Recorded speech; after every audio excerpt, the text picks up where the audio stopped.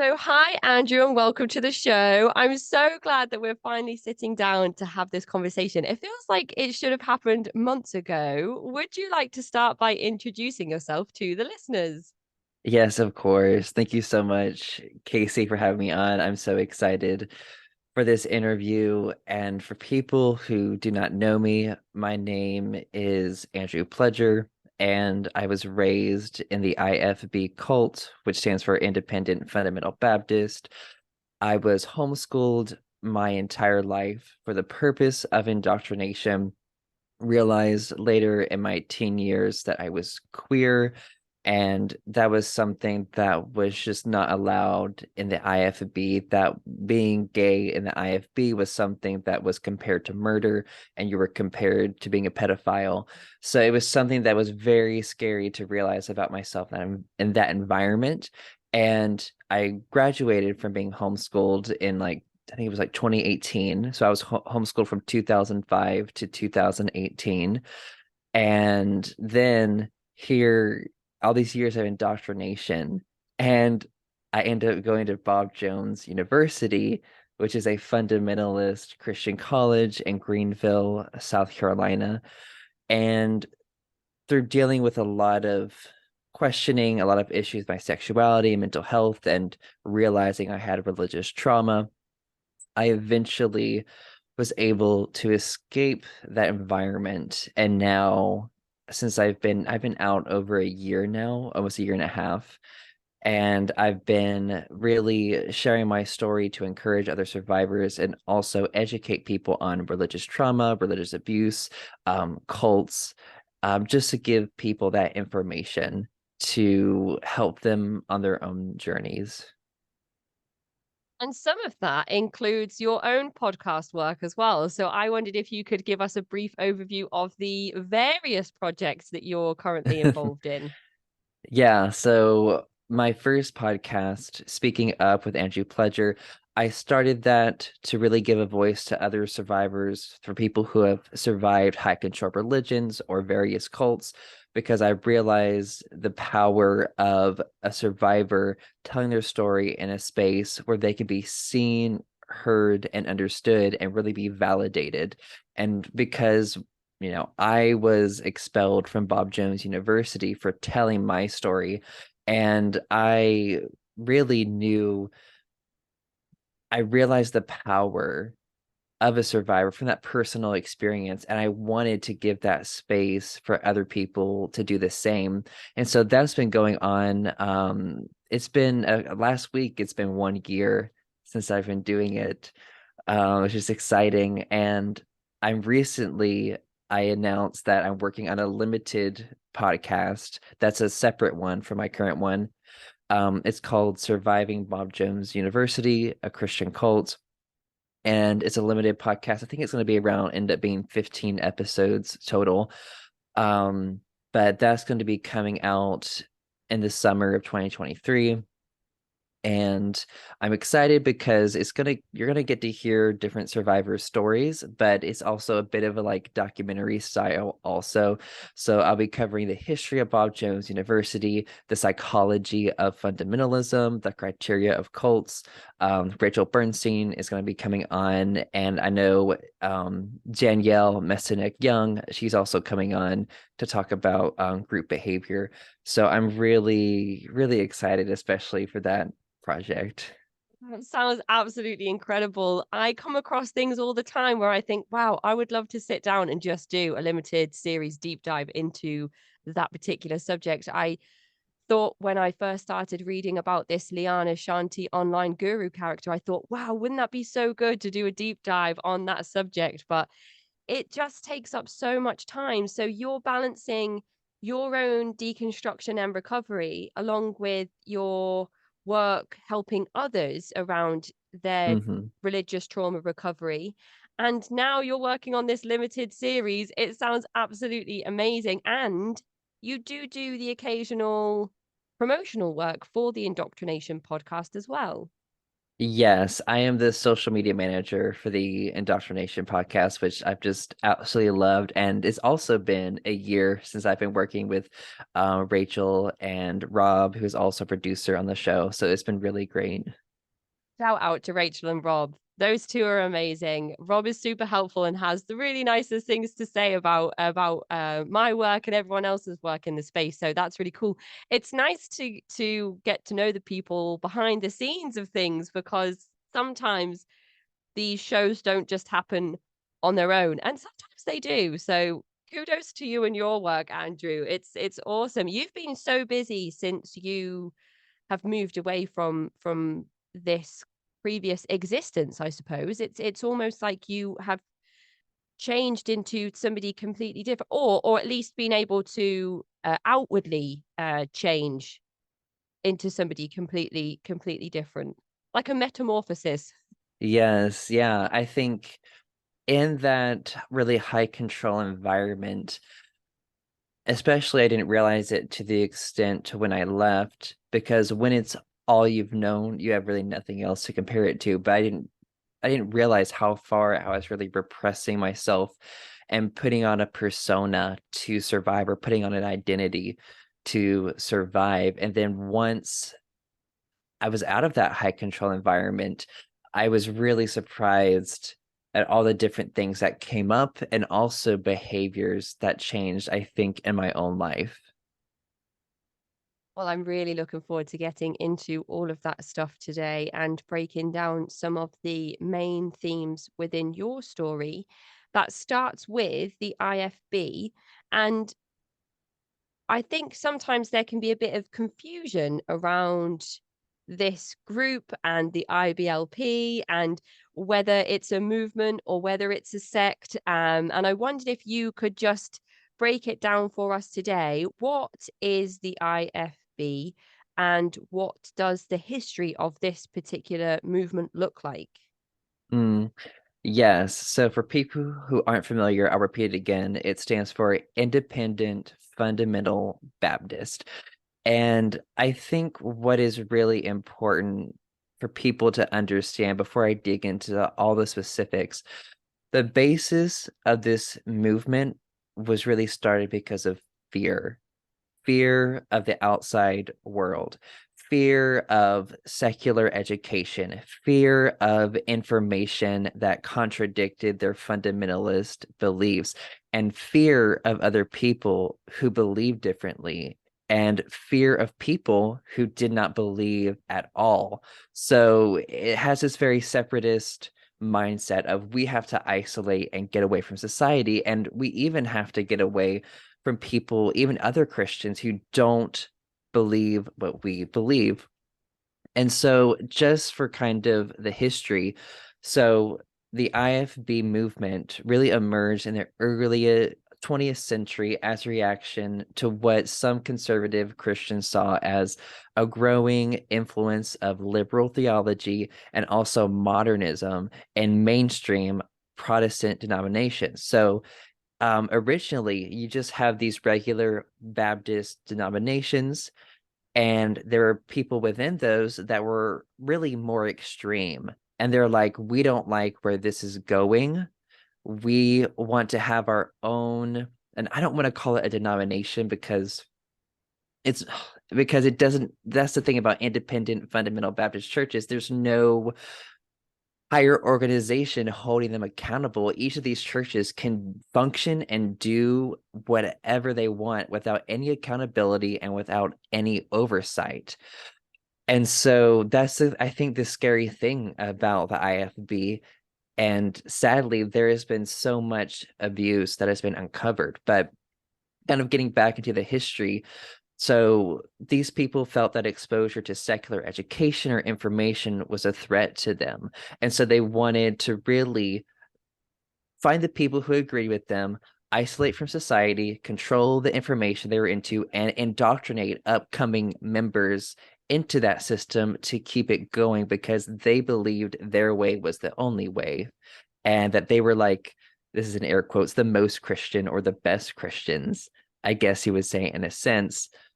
And so some of the, just a quick overview of some of their teachings. They believe in a literal interpretation of the Bible. So they believe that God created the world in 6 days, and that the world is between 6,000 to 10,000 years old. I know it's so ridiculous.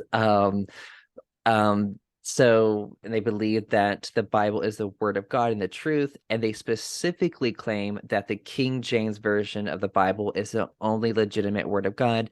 No other version of the Bible is legitimate. All the other versions are influenced by Satan, and Christians who believe differently are also, in some sense, under influence of Satan.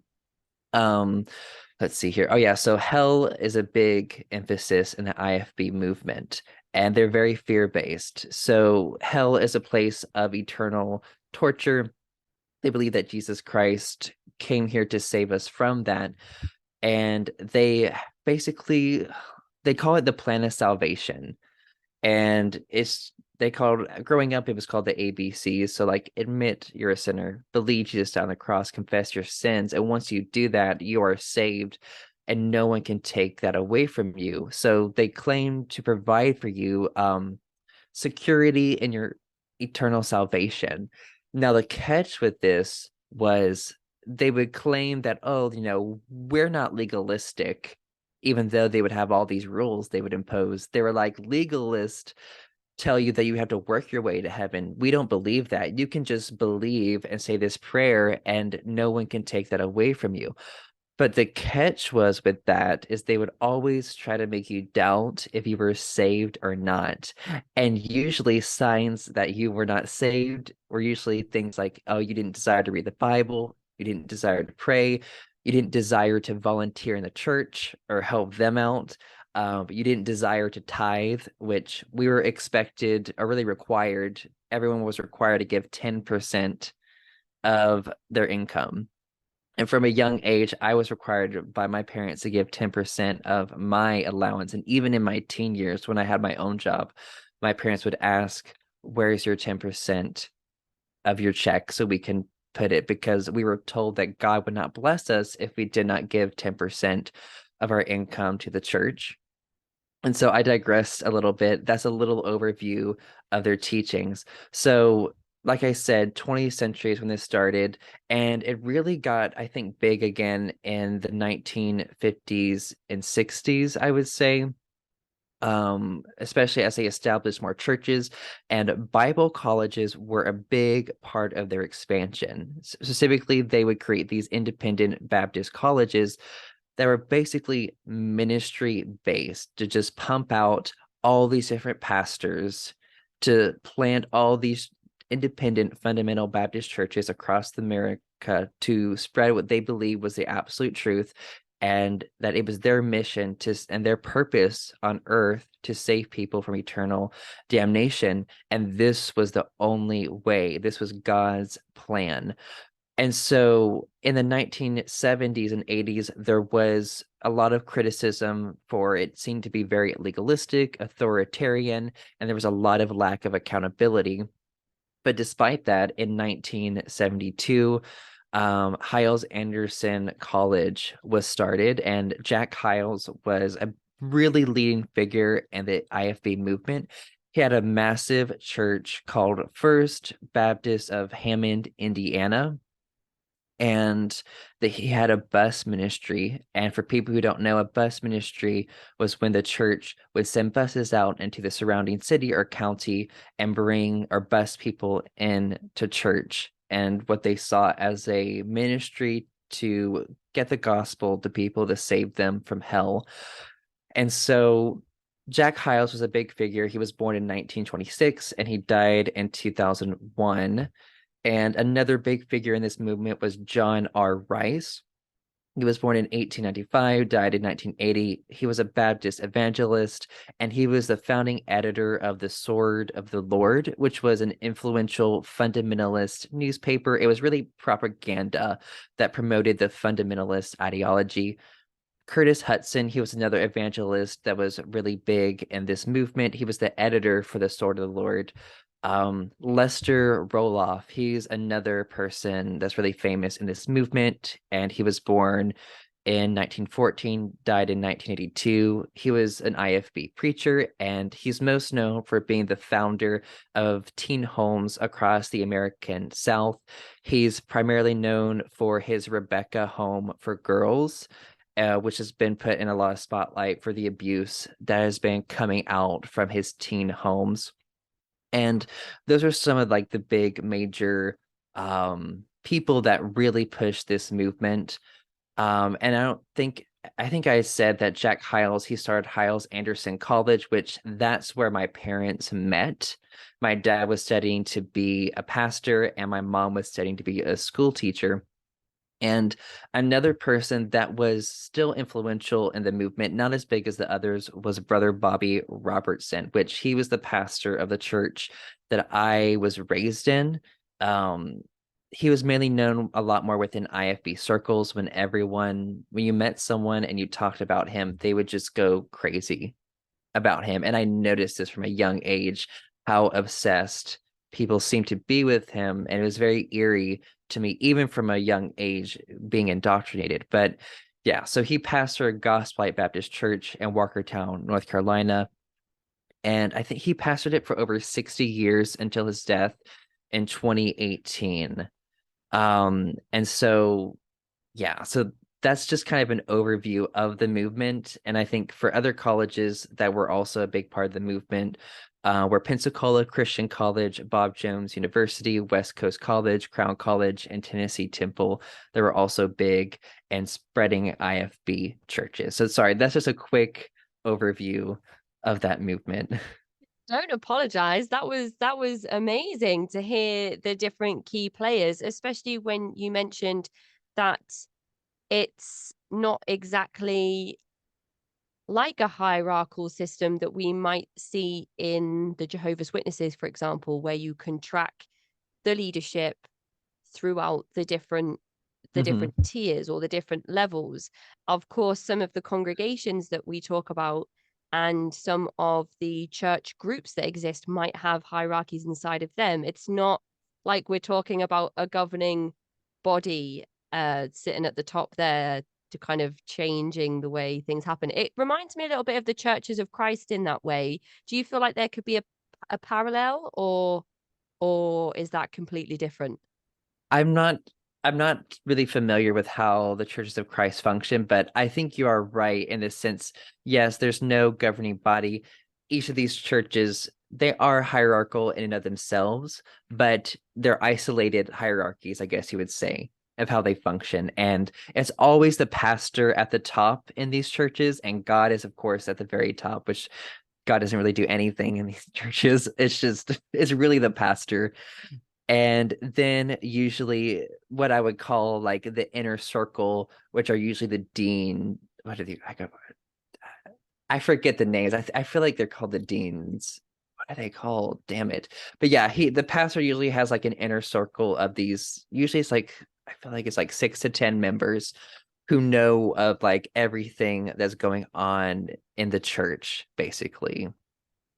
I wonder what would happen if you were to get all of the pastors of each independent church group together in one room to see if any of them would claim to be closer to God or holier than the rest of the pastors in the room, because I feel like it is lending itself to competitiveness. Was there ever a time, maybe we're jumping ahead here, but was there ever a time where different church groups and congregations would meet up? But sometimes that happens in other groups, and things could get a bit hairy in those situations.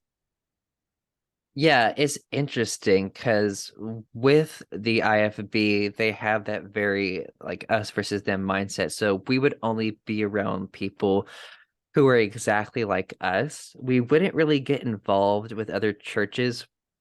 There was that sense, like you said, competitiveness because there was a time, I think it happened around like the early 2010s when there was a great exodus from the church that I grew up in, and there was another church. It was not affiliated with the IFB, and it was more contemporary. And this was so upsetting. And so instead of the church being like, oh, maybe we're causing issues, maybe we have problems, and that's why we're pushing people away. No, they did not consider that. This was Satan. Satan was leading people away from the church. They wanted to compromise and go to a different church that was entertaining or wasn't as strict to God's word as they were. Like the IFB sees themselves as the golden standard of Christianity. And if you don't follow their way and you're still maybe a Christian and you might agree with some core things, but if you don't follow their strict code of conduct and take on their strict lifestyle, you're really looked down upon in a sense. It's just really like superiority complex, I think, going on in these environments where I think a lot of these people feel really insecure about themselves.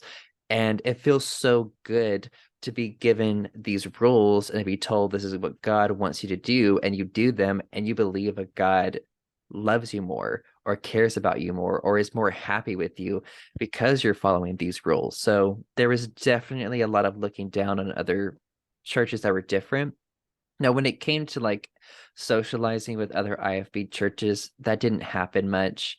We would have like a youth conference every summer, which different congregations would come in, but because my church ran that, they chose the speakers and they chose what ideology would be pushed. So they have the control in that. And our church would also host the National Sword of the Lord conference every year, which usually a bunch of famous IFB pastors would come to that, and it would be basically like a revival type thing. And I think it was a way for IFB pastors to socialize with each other, to encourage each other, I guess, as they're doing their ministries. I hear with some other groups that they have like feasts and tabernacles and gatherings, and months and months and months of preparation go into hosting one of these things, and their congregation wants to be seen as the one that hosts the best dinner and has the best home cooked food, and all of the children are expected to get involved and clean the floors of the buildings where these things will take place.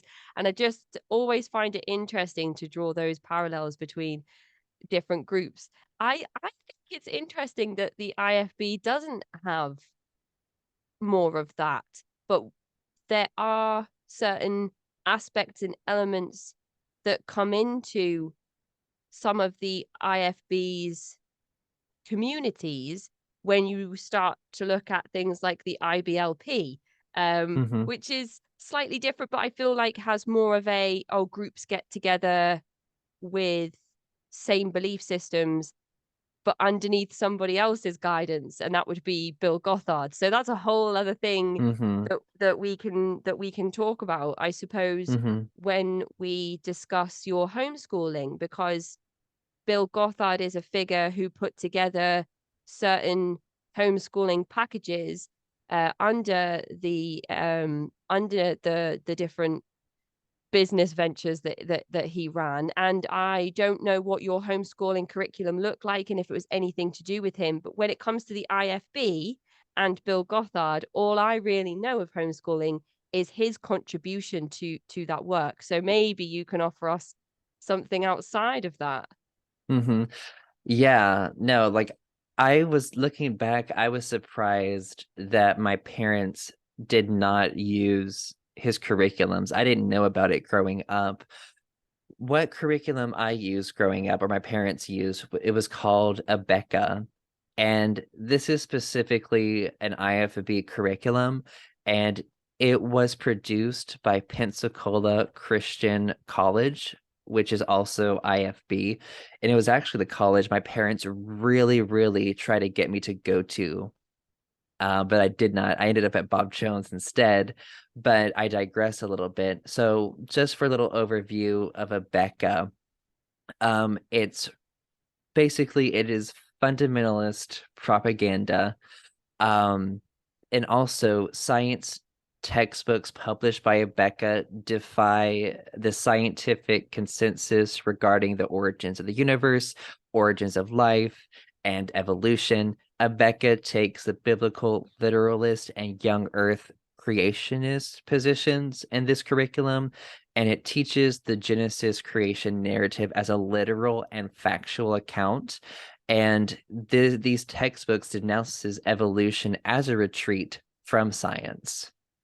So I think it's what's important for people to understand about Abeka is anything that contradicted the IFSB teachings, they would twist it. So I remember being taught growing up that evolution was just completely stupid and that people who believed in evolution was stupid. And I hate even saying believe in evolution. I don't think that's an accurate way to say that. I think understanding evolution, I think that's a better way to say that. And they would find ways to weave the Bible throughout all the textbooks, even math. There would be a Bible verse on a stinking math page. They would somehow weave it in there that you would memorize about like working hard or something or doing everything to the glory of God or whatever. And I would even have, Bible as a subject in and of itself, really to be indoctrinated into the IFB's position. So I was taught through Rebecca that the KJV is the only legitimate word of God, that it was like the first English translation, and that is the perfect, infallible, and would be taught how to argue that. I remember doing a whole textbook in a semester that was on Revelation and about the end times and how to know that, oh, if you're saved, God's going to come back and you'll be brought up because you accept this ideology and all these other people would suffer. And it talked about all the signs and prophecies of different things that would happen. And so, yeah, so they had their own Bible textbook that I would do every semester in homeschooling. And in addition to that, my mom would do like a daily devotional every day, and we had Bible verses that we would memorize. And also, a part of my homeschooling was being involved with this Bible club from my church, which was called Masters Club. And I think it's a terrible name, but it's just not politically correct at all. But it was a Bible club. The best I could explain it was like Girl Scouts or Boy Scouts, but like the Bible. So you would have all, I think each year you would have a different textbook that you would work through that would have different badges. There was a section on you would have to memorize a certain amount of verses and get badges. You would maybe like another badge be like helping your neighbor, doing something for your neighbor, and then sharing the gospel with them. There was also a good news badge where you would have to share the gospel with so many people and then you would get a badge. So just continuing of the indoctrination, basically. And my parents controlled every aspect of my life. Very strict rules, not allowed to listen to secular music, not even allowed to listen to contemporary Christian music, no Harry Potter, no cards, no going to movie theaters. I'm trying to remember others. And like there were some rules that were imposed on us from specifically our church. And I just, when I got out, and really some when I was in it, realized the control, I guess you would say, or the influence that my pastor had over my parents, because they would do basically whatever he said. And there would be things in my life where like, oh, I want to do this. And like, I want to go to the movie theater. Oh, well, Brother Bobby teaches and preaches about we're not supposed to go to the movie theater. There are movies that promote sin, and maybe if we went to the theater and saw a kids movie, that's fine. But what if someone saw us leaving the movie theater that went to our church? That would be put a bad testimony to us, and it would make God look bad. So we're not allowed. So growing up, I was never able to keep up with like the latest movies or newest music. The thing that was outside of the IFB that I was involved with was a 4-H club, which there were still Christians in that, but they were a lot more lax and had a more normal, balanced lifestyle. They didn't make religion the entire center of their entire world. They People had a more balanced lifestyles, and my family really stood out. Like we were the weird ones in the homeschool group. Like we were the weird ones with the weird ones. Like, and so I never I never felt like I belonged growing up. I never really fit in. I always felt out of place. And I think that bothered my mom so much because she kind of felt ostracized, I think, in that environment. Because in that group, it was awkward because there were also a lot of people that were in our homeschool group also that they used to go to our church, but they had left long Mm. before. So it's just kind of that awkward, oh yeah, you used to go to our church and you don't anymore. And it always kills my mom to see these women that used to be submissive, used to wear their dresses. Now they're out, they're no longer wearing dresses, they're now wearing pants, and they're now more free. And I always felt like she would judge them for that. And I think, in a sense, my mom loved feeling persecuted and outcast for her faith. I think it made her feel special in a sense, or, oh, I'm better than them. And my mom would also, she would do this devotional series she would do one every semester with my homeschool group and get up and talk because it's what she felt like she was led to do. um and she was felt, I think, outcast also because she was like the only woman that would wear dresses or skirts because she felt that's what God was telling her to do. And I respect her personal religious beliefs and what she wants to do and all that, but to me it's like, don't force that on other people, or don't expect other people to have your same beliefs. And it always bothered me how much I think my parents looked down on other people who weren't like that. So yeah, and even in like the homeschool group and my 4-H club, which are both kind of interconnected, that was, I guess you would say, with more normal people, but I still felt so left out and didn't belong and really didn't fit into that.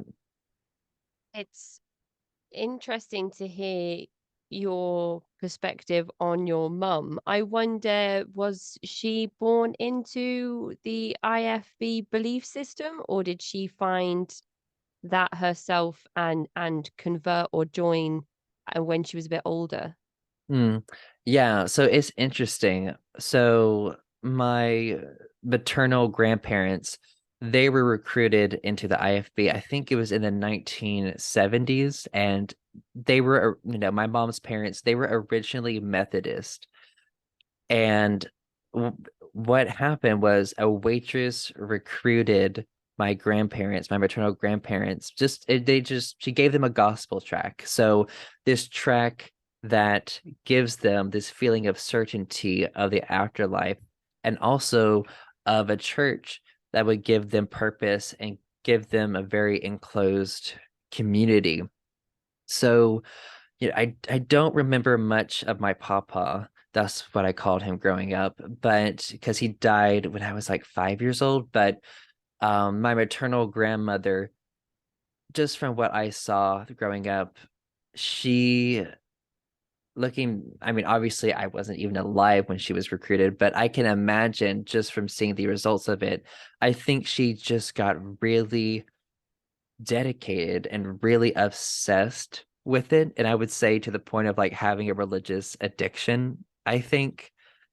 Um, and she was just so stern, so obsessed with like following rules, very judgmental of people who didn't conform to what she believed. And they just really got into it. And so my maternal grandparents, they had 3 children. My mom is the middle of three. She had an older brother and a younger sister. The older brother also got heavily indoctrinated into it, and he is still he was basically a preacher boy, and he's still a preacher in the IFB, and he heavily focuses on the end times. And that is something that IFB does focus on a lot. And my mom's younger sister, she married a pastor in the IFB, which then they switched to Calvinism, which that was a whole mess in our family. That was caused so many issues, which I don't have to get into now. But with my mom, she got heavily involved into it because I think her mother did, and she wanted to please her mother. And I think she did really believe it. And so she grew up in the IFB and eventually made her way to Hiles Anderson College, which, that was Shaq Hiles College, connected to the First Baptist Church of Hammond, like the leading church, I would say, in the IFB movement. And that's where she met my dad. Now, with my dad, his mom was the one that got involved with the IFB. I don't remember exactly how that happened. And she just really got into it with just the rules, the certainty, the community, the purpose, the feeling special and set apart. And my paternal grandfather, it took him a little bit to get into it, but once he did, oh my God, did he get into it? And he, in his later years, he passed away almost a year ago. Wow. And he got in just heavily indoctrinated into the IFB and then was convinced about it really got he became MAGA and was Oh. convinced that like Trump, like I remember him posting before it recent like before he died, posting Trump nailed on a cross. And I was like, you know what? Like it's time to block grandpa on Facebook because Mm. I cannot deal with this. And he bought into the vaccine conspiracy theories, and he told us not to get the vaccine. It was the mark of the beast. Um, so there's a lot of connections between conspiracy theories, fundamentalist Christianity, and Christian nationalism is also heavily into the IFB because I remember being taught growing up, and even my grandfather believed this, that like America or the United States was like God's second Israel in a sense. Like we were another chosen nation by God, and that's why we were such a prosperous nation. And that if we went away from these fundamentalist Christian ideals, that would not be the case anymore. So there's this sense of urgency of saving people from eternal damnation, but also this sense of urgency to put their religion in the government to save the country from judgment from God. So, for example, when gay marriage was legalized in 2015, in my church growing up, I remember America now being compared to Sodom and Gomorrah. Like, oh no, now God is going to judge our nation and maybe possibly destroy us like he did Sodom and Gomorrah. So there's this extreme fear Mm. of anything outside of their ideology because they believe that it's the truth, and that veering away from that means eternal damnation for people and also judgment on the country.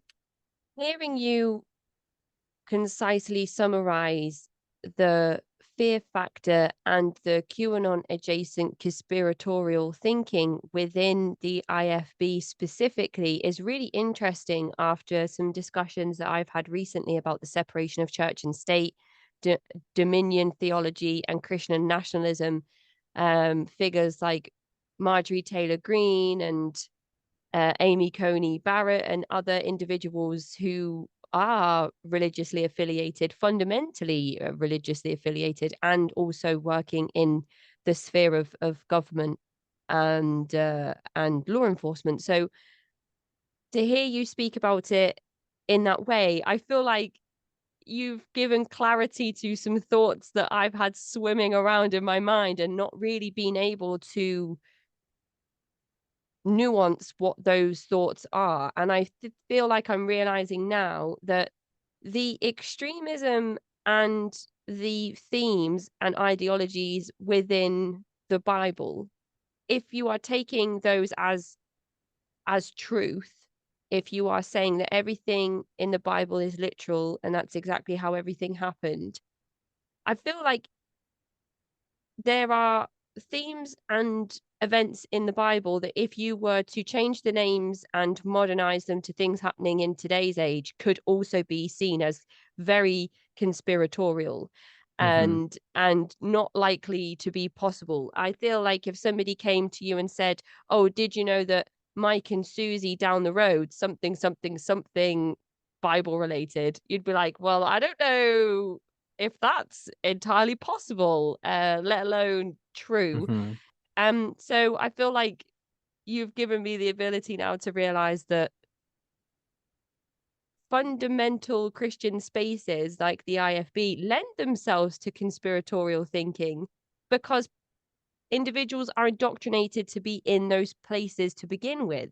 So I imagine it's not too much of a drastic step for individuals like your grandfather, for example, to then say, "Oh, well, I have this set of beliefs, and now I'm going to start including these other parts of different belief systems Hmm. that also happen to further the agenda of Christian fundamentalism," if that makes sense. That does. And what I've noticed, I think it's called confirmation bias. You're looking for information that confirms what you already believe, whether you're interpreting that information accurately or not. So when I talk to people about like these different prophecies in the Bible, like the mark of the beast, for example, it's a very general prophecy.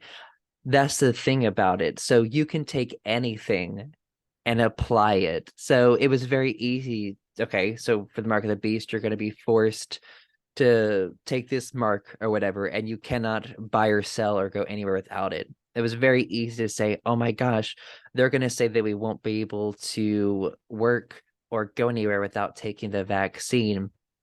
This is the mark of the beast.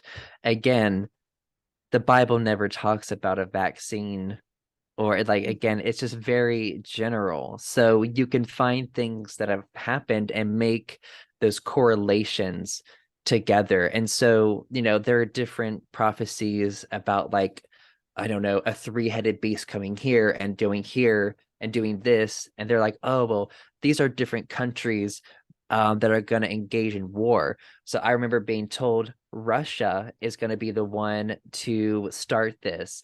And it was very freaky to me when Russia came after Ukraine, and that kind of religious trauma triggered. And I'm like, oh my God, they said this would happen. They said Russia would come down like it says in the Bible. And that freaked me out. But then I was like, well, I'm like,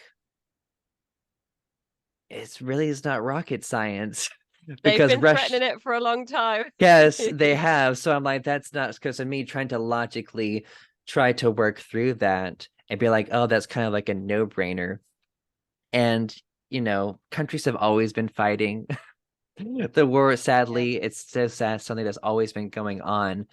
But it's just them trying to, again, to confirm what they Mm. already believe, trying to find the specifics of that. And so again, with like the Antichrist and the one world order that they're so scared of and that they talk about, um, I've seen a lot of conspiracies on TikTok recently. It's kind of scary to me because as I'm doing research for things, the TikTok algorithm then thinks I'm a fundamentalist Christian. Yes. Oh my goodness. Twitter thinks that I'm like anti woke and is showing me all sorts of things that I absolutely just do not want to see. Yeah. So I am with you on those aggressive algorithms are skewing Oof. with my, I feel like I'm having an existential crisis. Yes, and so there's been a lot of conspiracy theories with the United Nations recently putting out some kind of statement about basically this global plan, or really, I don't think it's going to happen, but they want to help everyone to have food and water and have their needs met. Everyone. And they want nations to work together. Again, this is something that these fundamentalist Christians look at and they're like, oh my gosh, this is the one world order that they're going for, having us all together in unity like this and blah, blah, blah. And the Antichrist is going to come up. And like, they've guessed many times what they thought the Antichrist, like they thought Obama was the Antichrist, and that didn't work out. But Yeah. It's difficult though, because from speaking with Mike Rothschild, what we've been able to understand through that conversation around QAnon is that so many baseless claims are made Mhm, that statistically that one or two of them are likely to happen, and when the rest of them don't, it is argued by conspiratorial thinking at that point mhm, that it's it's it's been stopped by the deep state, or something has stopped those uh-huh. things from happening. They would have happened if it wasn't for this Yes. and this The and the cognitive stolen election. dissonance. So Oof. then it bolsters and reinforces a belief system. Yeah. It's almost like Mm-hmm. with the Liana Shanti uh conversations that have been taking place with individuals who have loved ones involved with her teachings. If you tell them Liana Shanti is dangerous, she has already made those people believe that loved ones are going to say things like Liana Shanti is dangerous. So as soon as you say Uh, that, the people following her teachings are like, oh my goodness, she knew that that's what our loved ones would tell us, yeah. so she must be right, so they must be Yeah. abusing us, so this must be a Mm, family cult. So I'm now gonna go further away from my family and closer to the person who's taken hundreds of thousands of dollars from me allegedly. So I guess we see these patterns all over the place. And what mm-hmm. is interesting about what you've told us is it's the homeschooling situation and setup is very similar to what Heather Grace Heath told us when she came on the show to talk about Lovingly Abused, her memoir, and her experiences in the IFB, but also as a part of the Institute for Basic Life Principles, which is Bill Gothard's IBLP. And it's my understanding, and this is where some things get a bit blurry, that the IBLP is a Christian organization that was started by Bill Gothard and is an umbrella organization for many different ministries inside of it. So, for example, you might be Calvinistic, you might be part of the IFB, and you can still be a member of or a part of Bill Gothard's Institute for Basic Life Principles. And it's like a different seminars and different workshops on how to be the best type of fundamentalist Christian.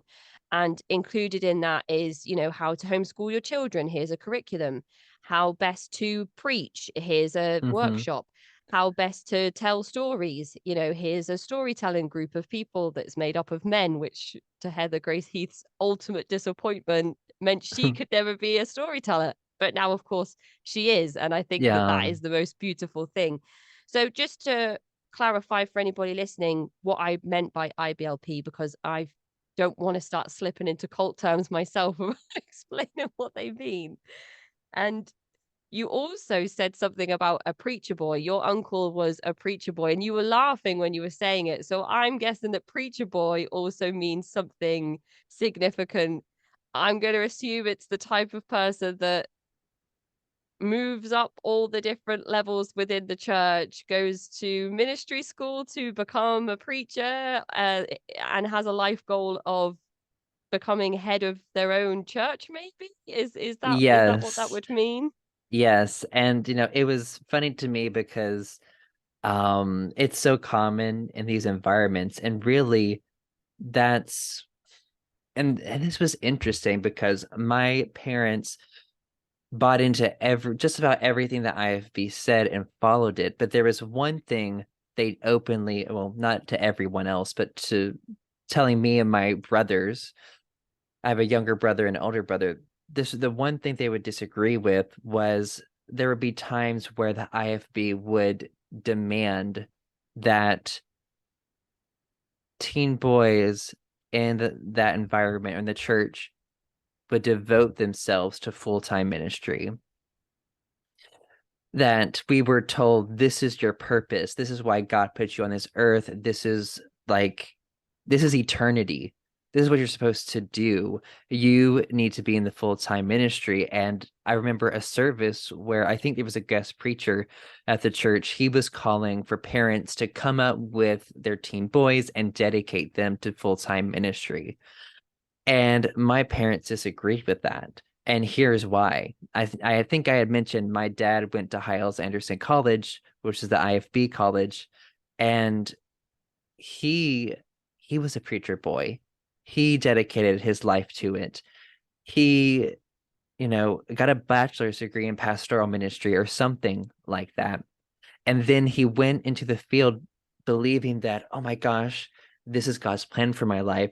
I am so special. This is why God put me on this planet. Just these euphoric feelings of just feeling chosen. And also, you don't have to plan out your life. You're given a purpose, you're given a set of rules, you're given the structure, so you don't have to do any planning. Just follow the rules, pray, obey, and just repeat. And when he was in the ministry, now he's never talked to me or my brothers about being in the ministry, but my mom has. I've never heard him talk about it, but she told me how miserable he was being a preacher and a pastor. And just for, I guess, a timeline, this all happened before I was born and my brothers were born. So my parents, they got married in the early 90s after they graduated from Hiles Anderson. It took them 7 years to have children. They didn't think they were going to have any children.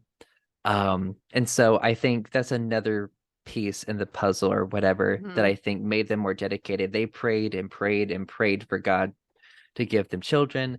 And when God, and this is in air quotes, when God did, um, they were wanting to dedicate us to God and raise us how they thought God would. So in this very strict authoritarian type family and fundamentalist style. But I think my dad felt really bitter at the church and at the IFB for, I think, really manipulating him into becoming an IFB preacher, because this is basically the purpose of men in the IFB. Women aren't allowed to preach or become pastors or have any leadership positions. They're supposed to be silent and submissive. And so here he went. And I think another thing, a part of it too, is like the social acceptance. I noticed for me, when I knew that I was not going to be in the full-time ministry and I was not going to spread the ISB message as my full-time career the rest of my life, when I openly told people, oh yeah, I'm not going to be in the ministry, I could tell people treated me differently and really as less than or disappointed. And the people who were dedicating their lives to the full ministry, they were just surrounded by people and just praised. So that social acceptance, I think that people got, especially men, from dedicating themselves to it, there was just the attention that they got, the admiration that they got, and they were told this is your plan. So but my parents disagreed with that because of their own personal experience. If they had never experienced that for themselves, I think that would have never happened. And my own mom has even said, she's like, I wonder how our family would have turned out if he would have stayed a pastor. Because I think deep down inside, even though I don't think my mom would, maybe she would, but we're a dysfunctional family. We were like, she would like to, everyone thought we were the perfect family, and we were not Mhm. perfect at all. Very dysfunctional, very codependent, a very authoritarian parenting style that my parents had. And like, we weren't allowed to express negative emotions, we weren't allowed to have different opinions. And I was always told growing up, um, adults are always right, even when they're wrong. You're supposed to submit to authority no matter what. And the IFB highly, highly encourages and parents to spank their children until they submit without question.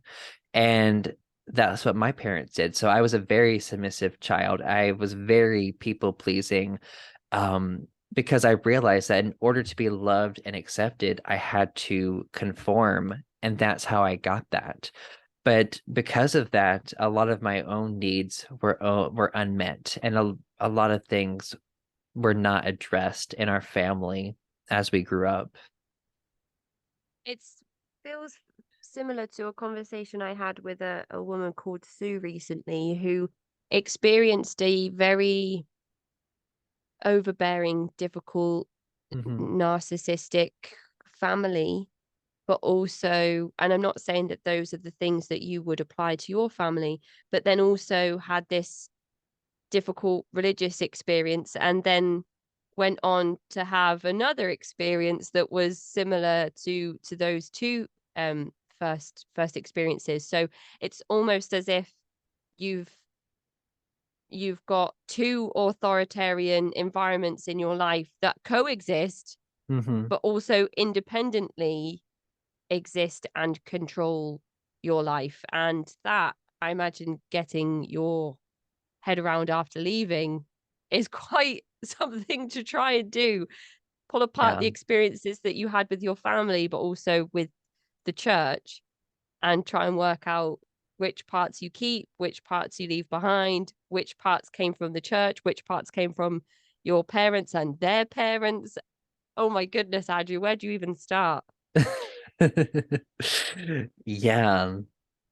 With the homeschooling curriculum, oh gosh, I feel like that's so unfair because I'd love to collect things and I want stickers and badges, and I know that I would be going out and I would be like, I want this badge. I'm gonna knock on my neighbor's door and I'm gonna get that badge one way or another. And I feel like that's a really unfair thing to do with children. We just Hmm. did an episode on another podcast, the Cosmic Pizza podcast, the other day, where we talked about favorite childhood toys and games. And we were discussing collecting things, Pokemon cards, football stickers, and the the end result of having your sticker books and badges and collections is the same as, you know, me collecting Pokemon cards and whatnot. So when it came to those types of tasks, do you feel like you were somebody that was all in with those things? Did you go out and want to collect your badges and stickers? Yeah, I mean, it was interesting because part of me is wondering, as I've been in therapy and working through my own childhood, I was heavily dedicated to it. It was really into it and was at one time was a fundamentalist Christian. But looking back, I see that I had so much to lose if I wasn't dedicated. You know, my acceptance depended on me conforming and happily doing it and doing all these things. Looking back, I think I happily or really eagerly was very competitive because of my mother was very competitive, and I had a very codependent relationship with my mother, so I wanted to do anything I could to please her and to not bother her. And I think part of that was getting these badges. And another thing, I had an older brother who was a couple of years ahead of me, or I think three. He got all the badges and did all the things. So I have to live in his shadow. And so I'm like, I have to do all these things too. And I did. And I got all the awards, I got all the plaques. I did all these things. It's funny. I last year I found my master club vest with all the just covered in badges in my parents' house, and I brought it back to my home in Greenville where I'm currently living. And I recorded a video on it. I haven't released it yet, but I'm just digging into all these different badges that I got and the things I had to do, and looking back and being like, wow, just the indoctrination that happened. Yeah. And I realized too that my mom wanted me so desperately to win all these badges and do these things because it made her look good. It made the family look good. The reputation, like these IFB families and even the churches, it's all about the reputation and what everyone thinks and how it looks. You're supposed to look like the most spiritual or most godly family. And in addition to Masters Club would have these Bible competitions. Um, and there was one that was hosted at our church. A lot of things were hosted at our church because it was so massive. But um, it was basically you would have these different flash card games you would go to. There would be a period where you would do it on an individual level and compete, and then you would also do it on a team level from your church. So I felt that pressure to make my church look really good and to win all these things on an individual level, but also on a team level. And I think another thing that made me laugh about Preacher Boy was there was a Preacher Boy category at this competition, and it was something that I did one year. I was a Preacher Boy at a regionals Masters Club competition. I only did it one time. If I didn't like it at all. Um, and a Sunday school teacher from the church had helped me practice to for the Preacher Boy category. But yeah, just looking back, it's like all these different elements and areas of indoctrination, just going to the church and being exposed to the sermons, being in the Masters Club, Bible Club, then these competitions, and then being homeschooled Yeah. by these fundamentals. So like every aspect of my life was just indoctrination, and it was just so overwhelming. And it's just to me, looking back, I'm like, I think I still have so much more to grieve of my childhood, but just looking back and being like, just let me be a fucking kid. Let me be a fucking kid. You tell me from I'm probably earlier than 5 years old that I'm going to hell. And then even as a young child saying that, you need to share the gospel with people, that you could be responsible for people's eternal damnation, people's blood could be on your hands, and just being told all these graphic, horrible things about hell and the end times. I'm like, oh my gosh, just let kids be kids. Yeah. And weaponizing the necessity for play, which is a huge developmental part of a Mm-hmm. child's brain, cognitively and communally, and deploying you to evangelize to people without even really fully ever understanding what it means to go knock on people's doors and Mm-hmm. spread the gospel or the mission or the doctrine or whatever, to fulfill things that you have to do for your homeschool curriculum it just feels like really intrusive on so many levels. Not like knocking on somebody's door to sell Girl Scout cookies, although I'm sure we could talk a bit about that.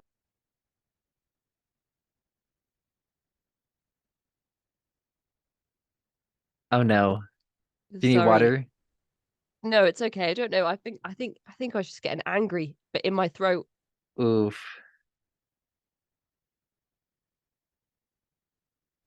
especially because I can hear my children like settling down for Oof. bed, and it really upsets me to think about their choices being taken from them in that way, all because of somebody else's beliefs. You said earlier, I can respect your beliefs, but I don't think we should be pushing them on other people. I would never ever say to people, wow, you should be atheist. Do you know your bad things are going to happen to you if you're not an atheist? Oh, let me sit you down and tell you why really bad things are definitely happening to you because you're not atheist. Anyway, that's just I'll ask my partner Mm-hmm. to edit that part out.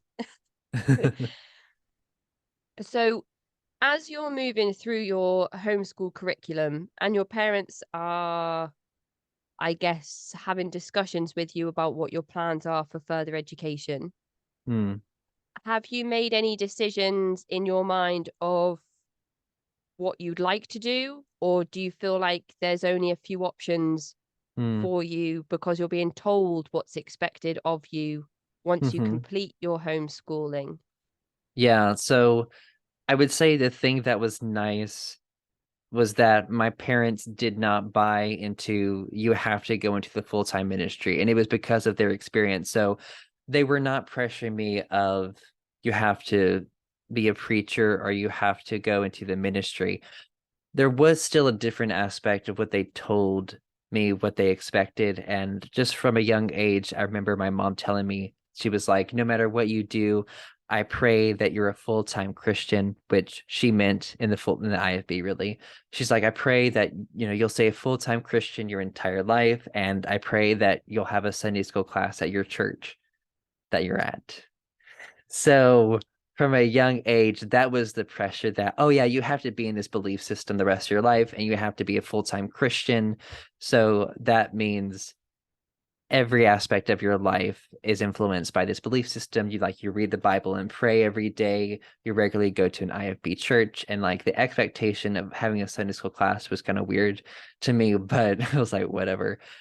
And so there was that pressure. And I even though a lot of the creativity and stuff was stifled through the fundamentalist homeschooling, I think, have options to explore other things, especially when I had my own free time. When it came to leisure time, when I wasn't doing homeschooling or I wasn't at church or I wasn't doing the master club stuff or having to do my daily devotions, when I wasn't doing that, all these things are, going. I think even 4-H club, 4-H did help me explore different things too. But the only time I felt at peace in my childhood was when I could be alone or Oh, when I could swing. And I talked to my therapist about this. I tell my therapist, I'm like, I would just swing and swing for hours and hours whenever I could and just like disassociate. And, I talked about it to my therapist. He's like, yeah, he's like rocking back and forth. He's like, that's a very, that calms, self-soothing.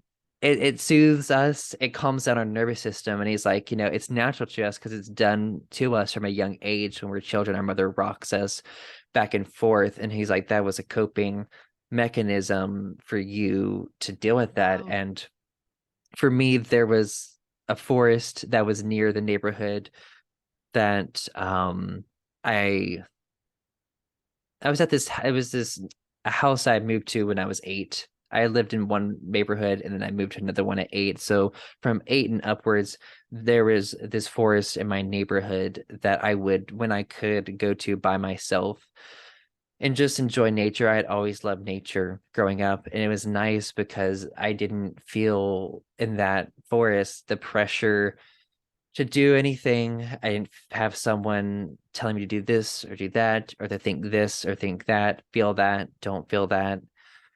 It was just so calming to me. And so those were the times of peace I think that I felt in that.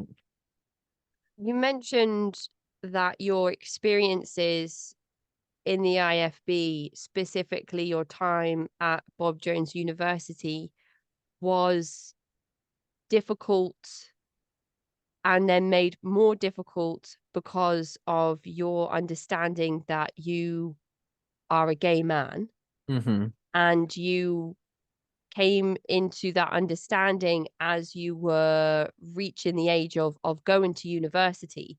So I wondered if you could just talk the listeners through how you began identifying that, Mm-hmm. and when you knew Mm-hmm. exactly what those thoughts and feelings were.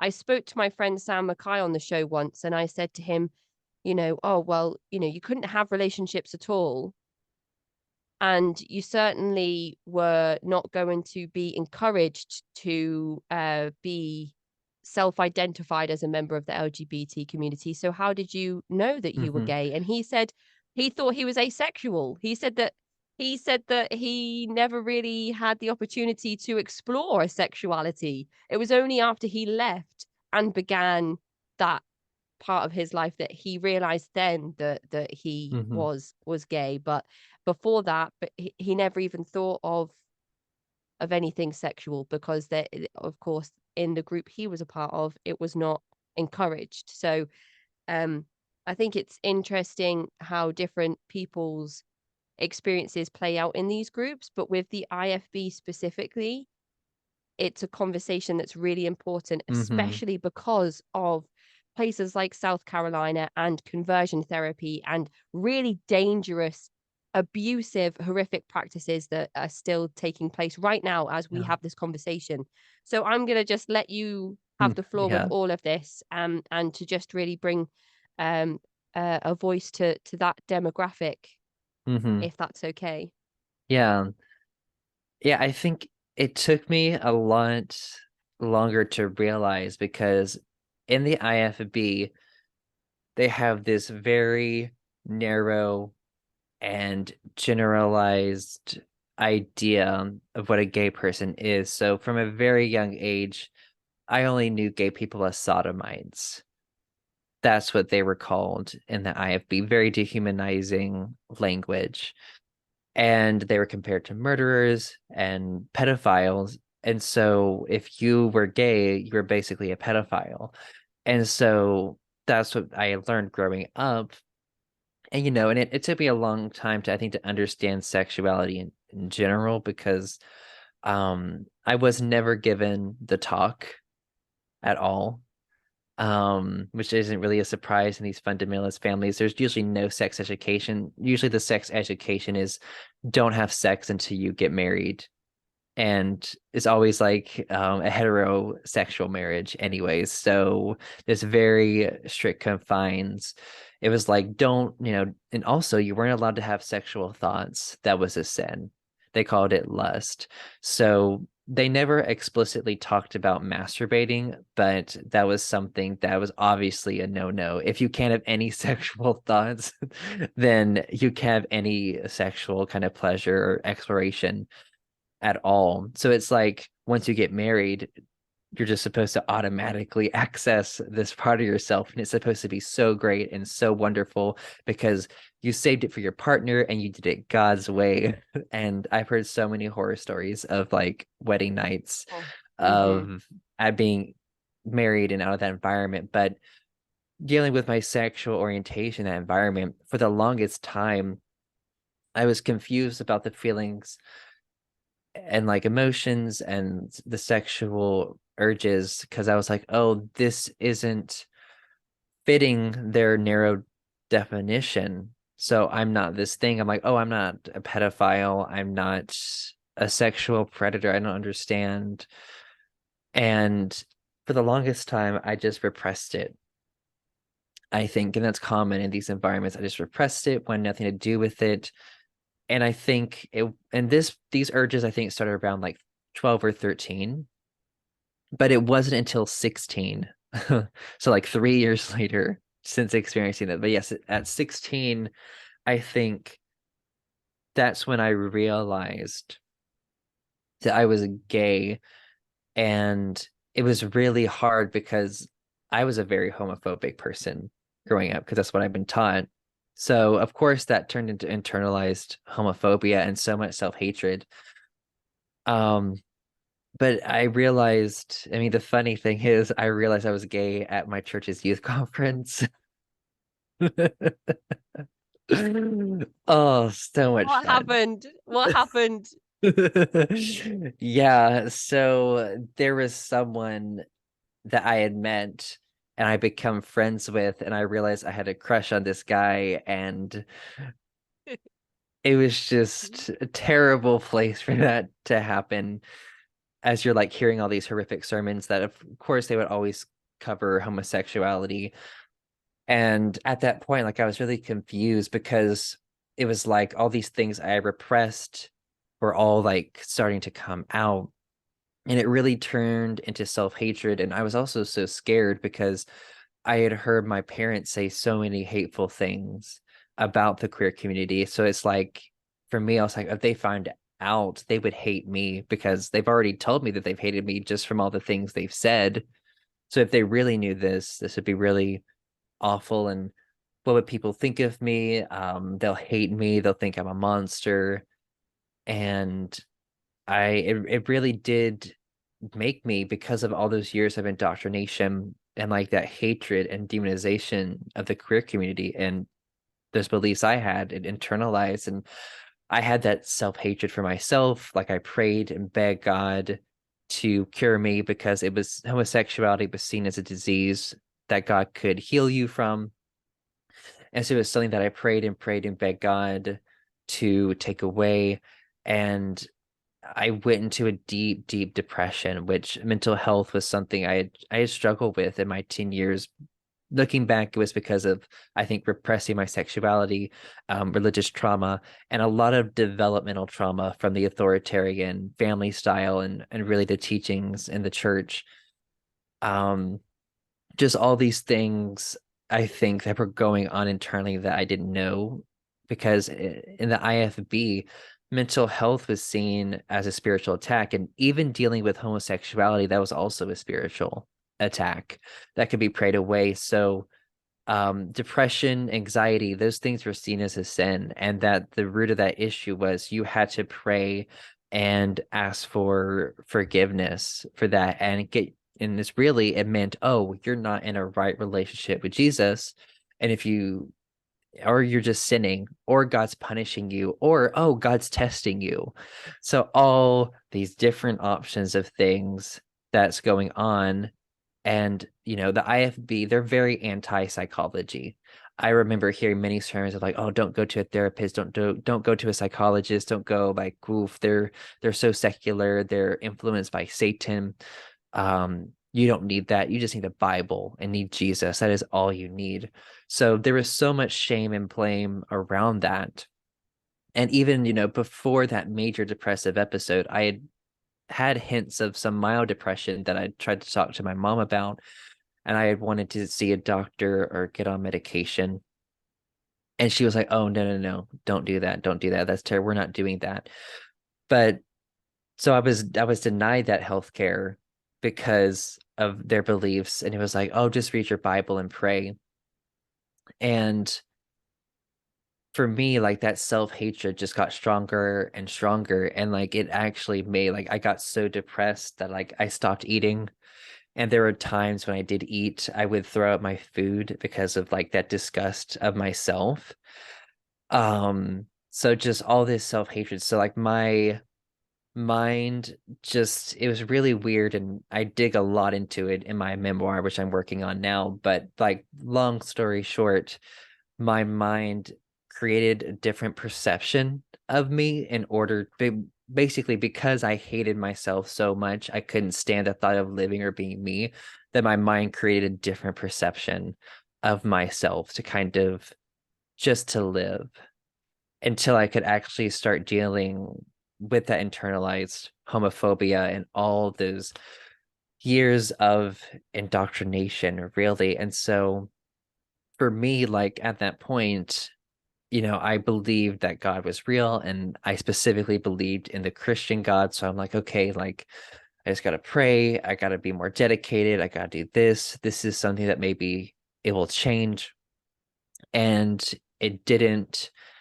And it's just, when you realize that, you're so scared because you're in an environment where you're not safe. You're not safe in your church. You're not safe in your family. And like, that was my whole world. And so just learning to repress that and just try to follow the rules and stay in line. And I remember wanting to learn more about sexuality and wanting to understand that. But I didn't even have access to like an internet search engine until I was 17 years old to even explore information. And even when I would buy books, my parents always knew which books I bought. And I remember eventually when I was able to order books through Amazon at like 17, I remember ordering books that was like specifically questioning just fundamentalism in general. Wow. I was too scared to even order a book on sexuality at that point, or know where to look. At that point, when I had internet access, I did some exploring on like YouTube and different things like that, like understanding the complexity of sexuality and sexual orientations. But at that point, I was questioning fundamentalism because for me, I think it was obvious that, oh my gosh, these teachings are causing so much harm to me. It's literally making me physically sick. And it's literally, and the thing is, I interpreted that as the Holy Spirit for a while. Like, this is the Holy Spirit that's convicting me and that's making me sick because this is what I was told was going to Yeah. happen. And so this was like God attacking me, that I really saw it as, of like getting the spirit of homosexuality out of me, I guess you would say. But um eventually though, after the praying and all that, I was like, I've said the sinner's prayer. I'm supposed to be saved and have the hope, like, and God has to know I'm not choosing this. And I was told that it was a choice, so I don't understand. I was just so confused because I was told it was always a choice. So then I think for me, that was the point that made me realize, oh my gosh, they're not right about this. They're wrong about this. So it's like, what else are they wrong about? And so I think that was kind of like imagining like the house of cards, like Yeah. pulling the card at the bottom and it all comes tumbling down because I'm like, okay, like let's challenge the authority of fundamentalism. And so I ordered Marlene Winnell's Leaving the Fold at 17 years old. And there was another book on just the dangers of fundamentalism in general. And I remember getting it in the mail. And my dad asked me, he's like, oh, what did you order? I'm like, oh, some books. And I tried to walk away and just leave it at that. And he's like, what books did you order? And just, he was very, I could just tell how passive aggressive he was being because he knew I was hiding this from him. And I was like, oh yeah, I just ordered some books on fundamentalism.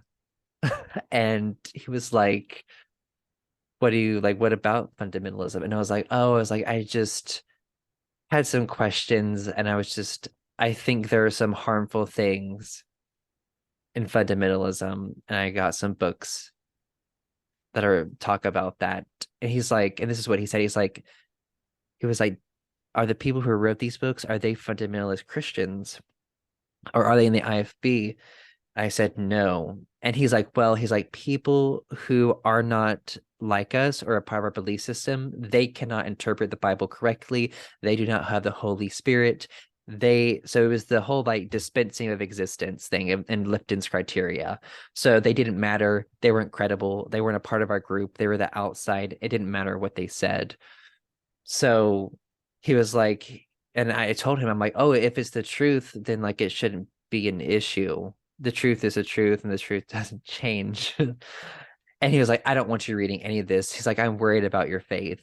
And what he meant was he was really worried about his faith. He was worried about the questions that I would ask. He was worried about the things I would find. And again, that information control going on. And so he took the books from me. And he said I could not read them and he hid them. And so I I eventually found the books where he hid them once he was gone at work. And it was really scary for me to read it. It caused a lot of anxiety because doubting or questioning was a sin in that environment. It was seen as a rebellion against God. And so as I'm reading this book on fundamentalism, I'm just having so much anxiety, but I'm like, knowing that I need to free myself from this. It was very painful. And looking back, it's just so insane the control and the indoctrination that it had. Um, and I remember reading the book and about extremism and this us versus them mindset and the dehumanization of people who are different. Those are some of the things that really stood out to me, and how so much evil is justified in these fundamentalist religions when it goes Mhm. too far. And just also how a fundamentalist ideology is dangerous to the human brain in general. I was like, oh my gosh. So it was really hard to do that. And for me, like, I didn't read the book all at once because it was too much to process. It was bits and pieces along the way because I felt I was sinning. And again, it's that thought control, I think, and that emotional control that I have been indoctrinated with, to have these conditioned to have these responses to different ideologies and different beliefs, to have that, I guess they would call it the conviction of the Holy Spirit. But what I realized after learning a little bit about general psychology was like it was like classical conditioning of like just conditioned to have a response to certain things that most people wouldn't have a response to in that way. And so I was trying to learn how to undo that. And so for me, realizing, oh my gosh, this is harmful, and then puts you in the situation of like, oh my gosh, I'm dependent on this system. I'm in this Yeah. system. What do I do? And so I think for me, like I at that time, I still consider myself, I think, a Christian, but I was ready to leave fundamentalist Christianity. And that was just unthinkable to my parents, and that would just be devastating. And again, I was dependent on them, so I couldn't say that. But I had, I was bearing the effects of that. And looking back, I was like, oh my gosh, I can see the effects back then, but you're indoctrinated to never question the system. You're always the problem. It's never the system. It's never the leaders. It's never the teachings. It's you. So for me at that point, it's this bit of like such extreme anger that I had and just hatred just for all the years of indoctrination and all that had been done to me. But I couldn't express that. And that was something in that environment, like emotional repression is just so common. And so for me, um, my first kind of outlet to get into this like outside world, which is ironically, I started working at Chick-fil-A when I was 17. And that was acceptable to my parents because they saw them as this very conservative Christian organization and that only Christians work there. So they weren't scared about that. But I was surprised to see that there were a lot of Christians who didn't work there. And the Christians who did work there, their ideology was a lot different from what I grew up in, and was very surprised of how liberal and like open-minded. And so, yeah, so at 17, at that point, Chick-fil-A was an excuse for me to no longer be involved with the church. Of course, they're closed on Sundays, so I still had to go to church on Sundays, but that was an excuse for me to no longer be involved in my youth group, which I was heavily involved with. That started in like my teen years. They had their own, it was so cringy. They called it cross training. And oh, I know it's so cringe. Oh, and it was kind of like it was like Masters Club, but you wouldn't get badges. It was just that continuing of indoctrination because Masters Club, I think you were done by that by like sixth grade, I think sixth or seventh grade. So then when you got to the teen group, they then had that program, and it's literally you getting points, gathering up points to eventually then be eligible to go on this missions trip or fun trip that you would go on. So I know I'm digressing a little bit, but like there you would get points for daily Bible reading, for going to church. And my youth pastor also had a CD collection of all these IFB pastors across the United States that he had these sermons, and we would listen to those for extra points if we listened to that outside of church. And you would rack up and like you would have this sheet of all these points of all these things you did, like, oh, I did my devotions, I prayed, oh, I went to teen soul winning, which soul winning was another, oh, that's a whole other thing. um so you would go to your leader, they would sign it, and you would get these points every week that we racked up. And that was the continuing indoctrination. But Mm. in that, it was so uncomfortable, as especially by 17, I'm like, I don't, at that point, I was like, I'm a Christian, but I don't want to be involved with this environment anymore. It's harmful to my mental health. So working at Chick-fil-A was a way that I got out of that and began to really learn to be open about my sexuality. And I think like the last straw for me before I got to Chick-fil-A was I had become involved with a different youth group that was different from my church because I was tired of how I was ignored and really treated and was overlooked. And so I just wanted that real community because I'm like, oh, like in my mind, I'm like, maybe it's just this IFB church. Maybe if I try another one, it would be different. And it really wasn't.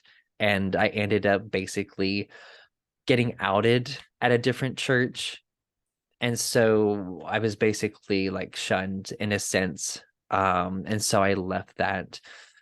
And for me, like I was already just so emotionally and mentally, psychologically broken as a person. And like when I think like as a queer person, so like we experience so much social rejection, I think, growing up for our sexuality. And it's even at times when we're not even aware of that. We're seen as like a danger in these environments. And so I think for me, like it was so hard to be in another environment and to get to know new people. You kind of have this expectation of being shunned or judged. But I was surprised to get to Chick-fil-A and just all the loving people that I met, especially in my first year there.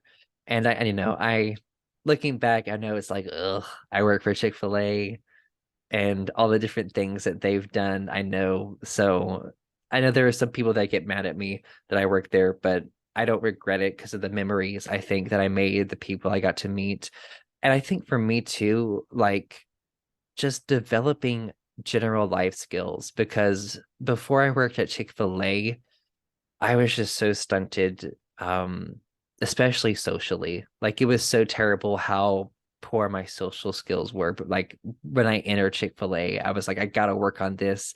I gotta learn to become an independent person. And so I was there for 4 years and I was proud of the 4 years I was there and just the development that I could try to catch up on that I didn't get. But working there and not being as involved in a youth group, it was helpful, but it was still hard going between those two worlds because Yeah. I then now had the comparison of what it was like to be in an environment where I could just let my guard down and not worry, but then go back home and then still have to be in the IFB. And it was hard navigating that. And working at Chick-fil-A, I was saving up to go to college. And the thing was, working fast food was not going to get me through college at all. It was going to help me save, but the control that would continue when I graduated homeschooling, I knew it would continue. And my parents had said that we will only help you pay for college if you go to a Christian college, which really meant a fundamentalist Christian college with. And the thing is with these fundy colleges, most of them are IFB affiliated, so they're not accredited.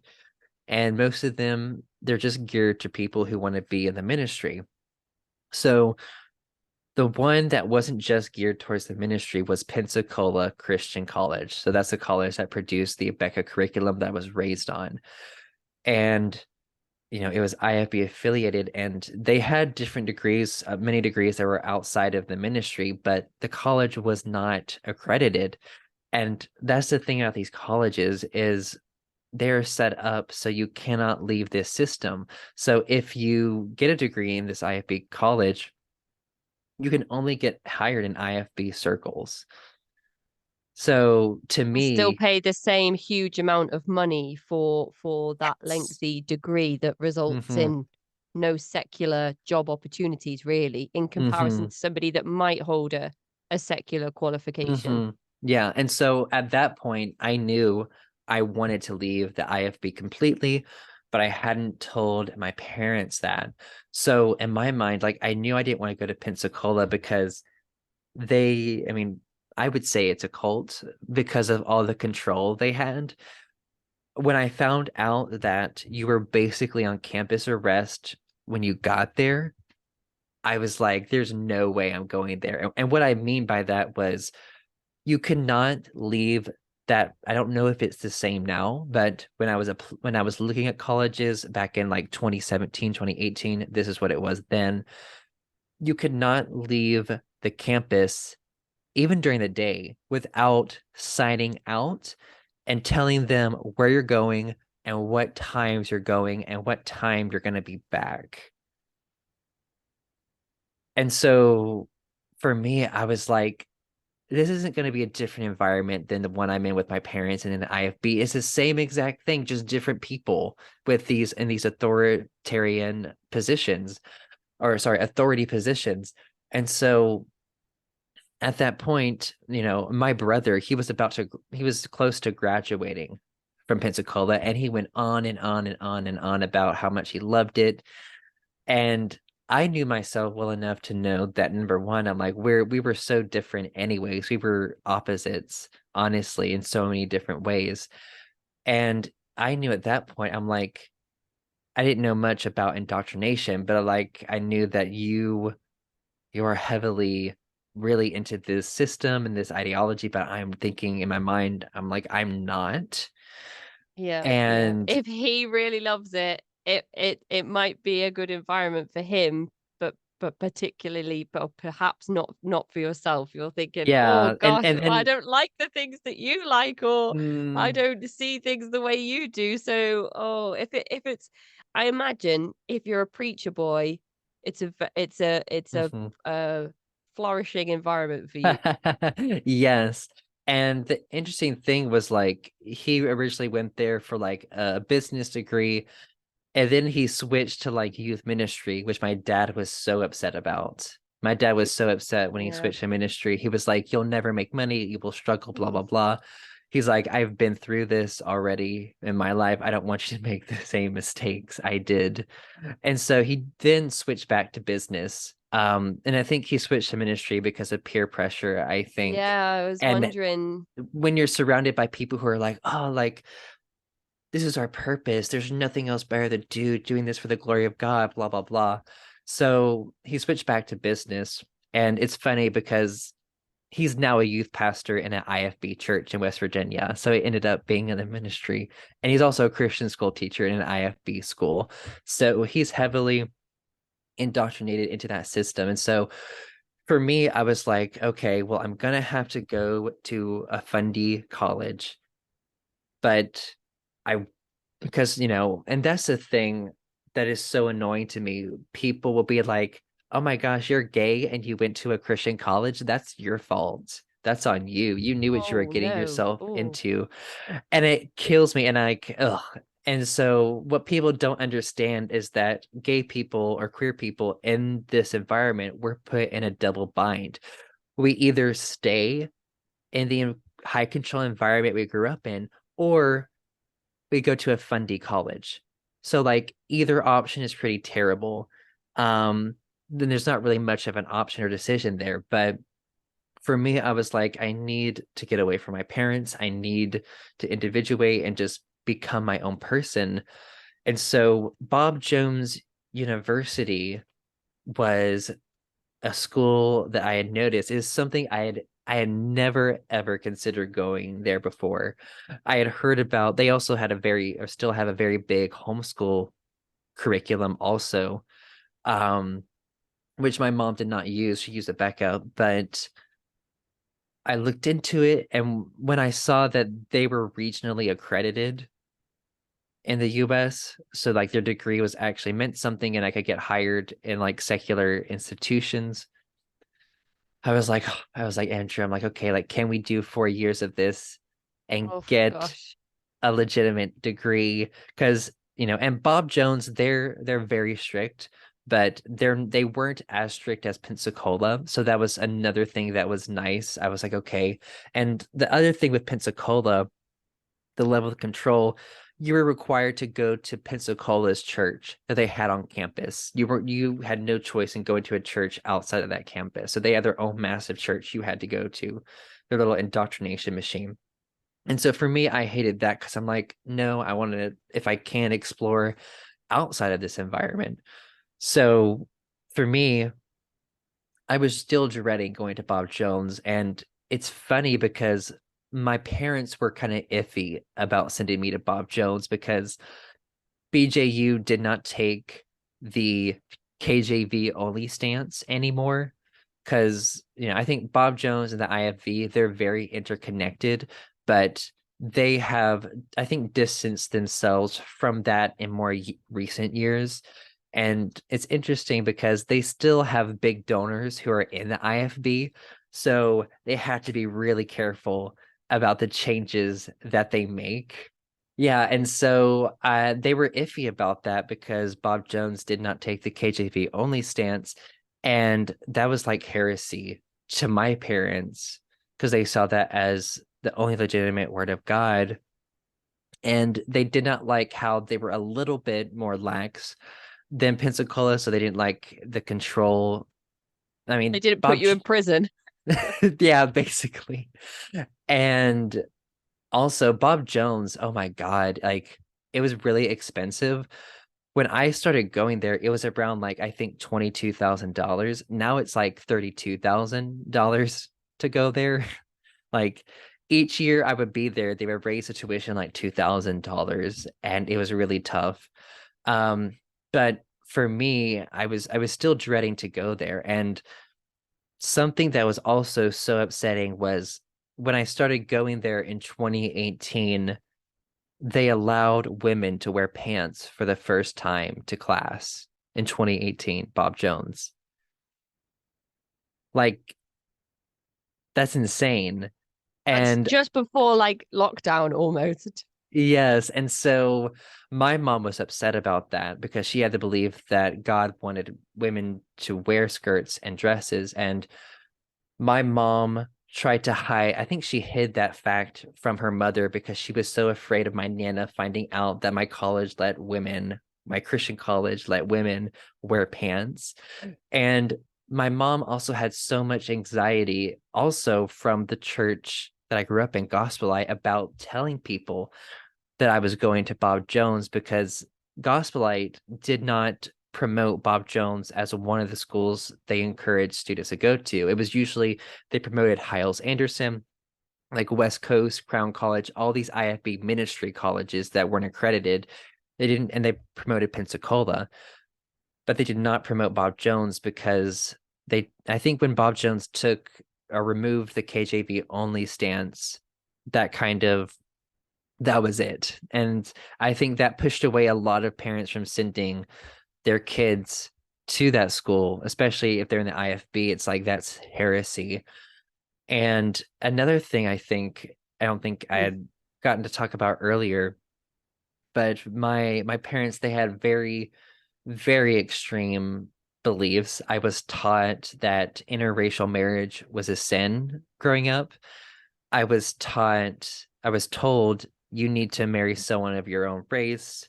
We're not, God doesn't want us to mix races. And even my own mother had said, usually mixed raced babies are just ugly.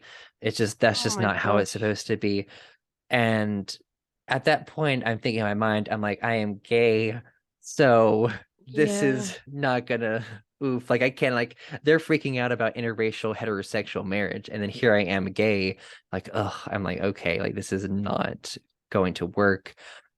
And and even like still indoctrinated into that. I remember hearing that and thinking, that is so terrible. Like, and they would use God to justify their beliefs. They wouldn't take accountability for their beliefs. It was like, oh, but God, religion, religion, or whatever.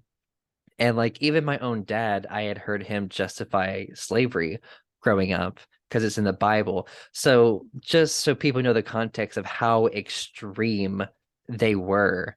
And that's the thing about these fundamentalists is some of them might seem really, really nice on the outside, but on the inside and behind closed doors, you would be really surprised about the extreme beliefs that these people have. And so I remember my mom being upset that about Bob Jones. They Bob Jones University banned interracial dating until 2000. And then they lifted the ban in 2000 because of George W. Bush. He was there and it put a spotlight on the school. And when people realized that they banned interracial dating, they were like, why the fuck is George W. Bush promoting this school or is even on campus?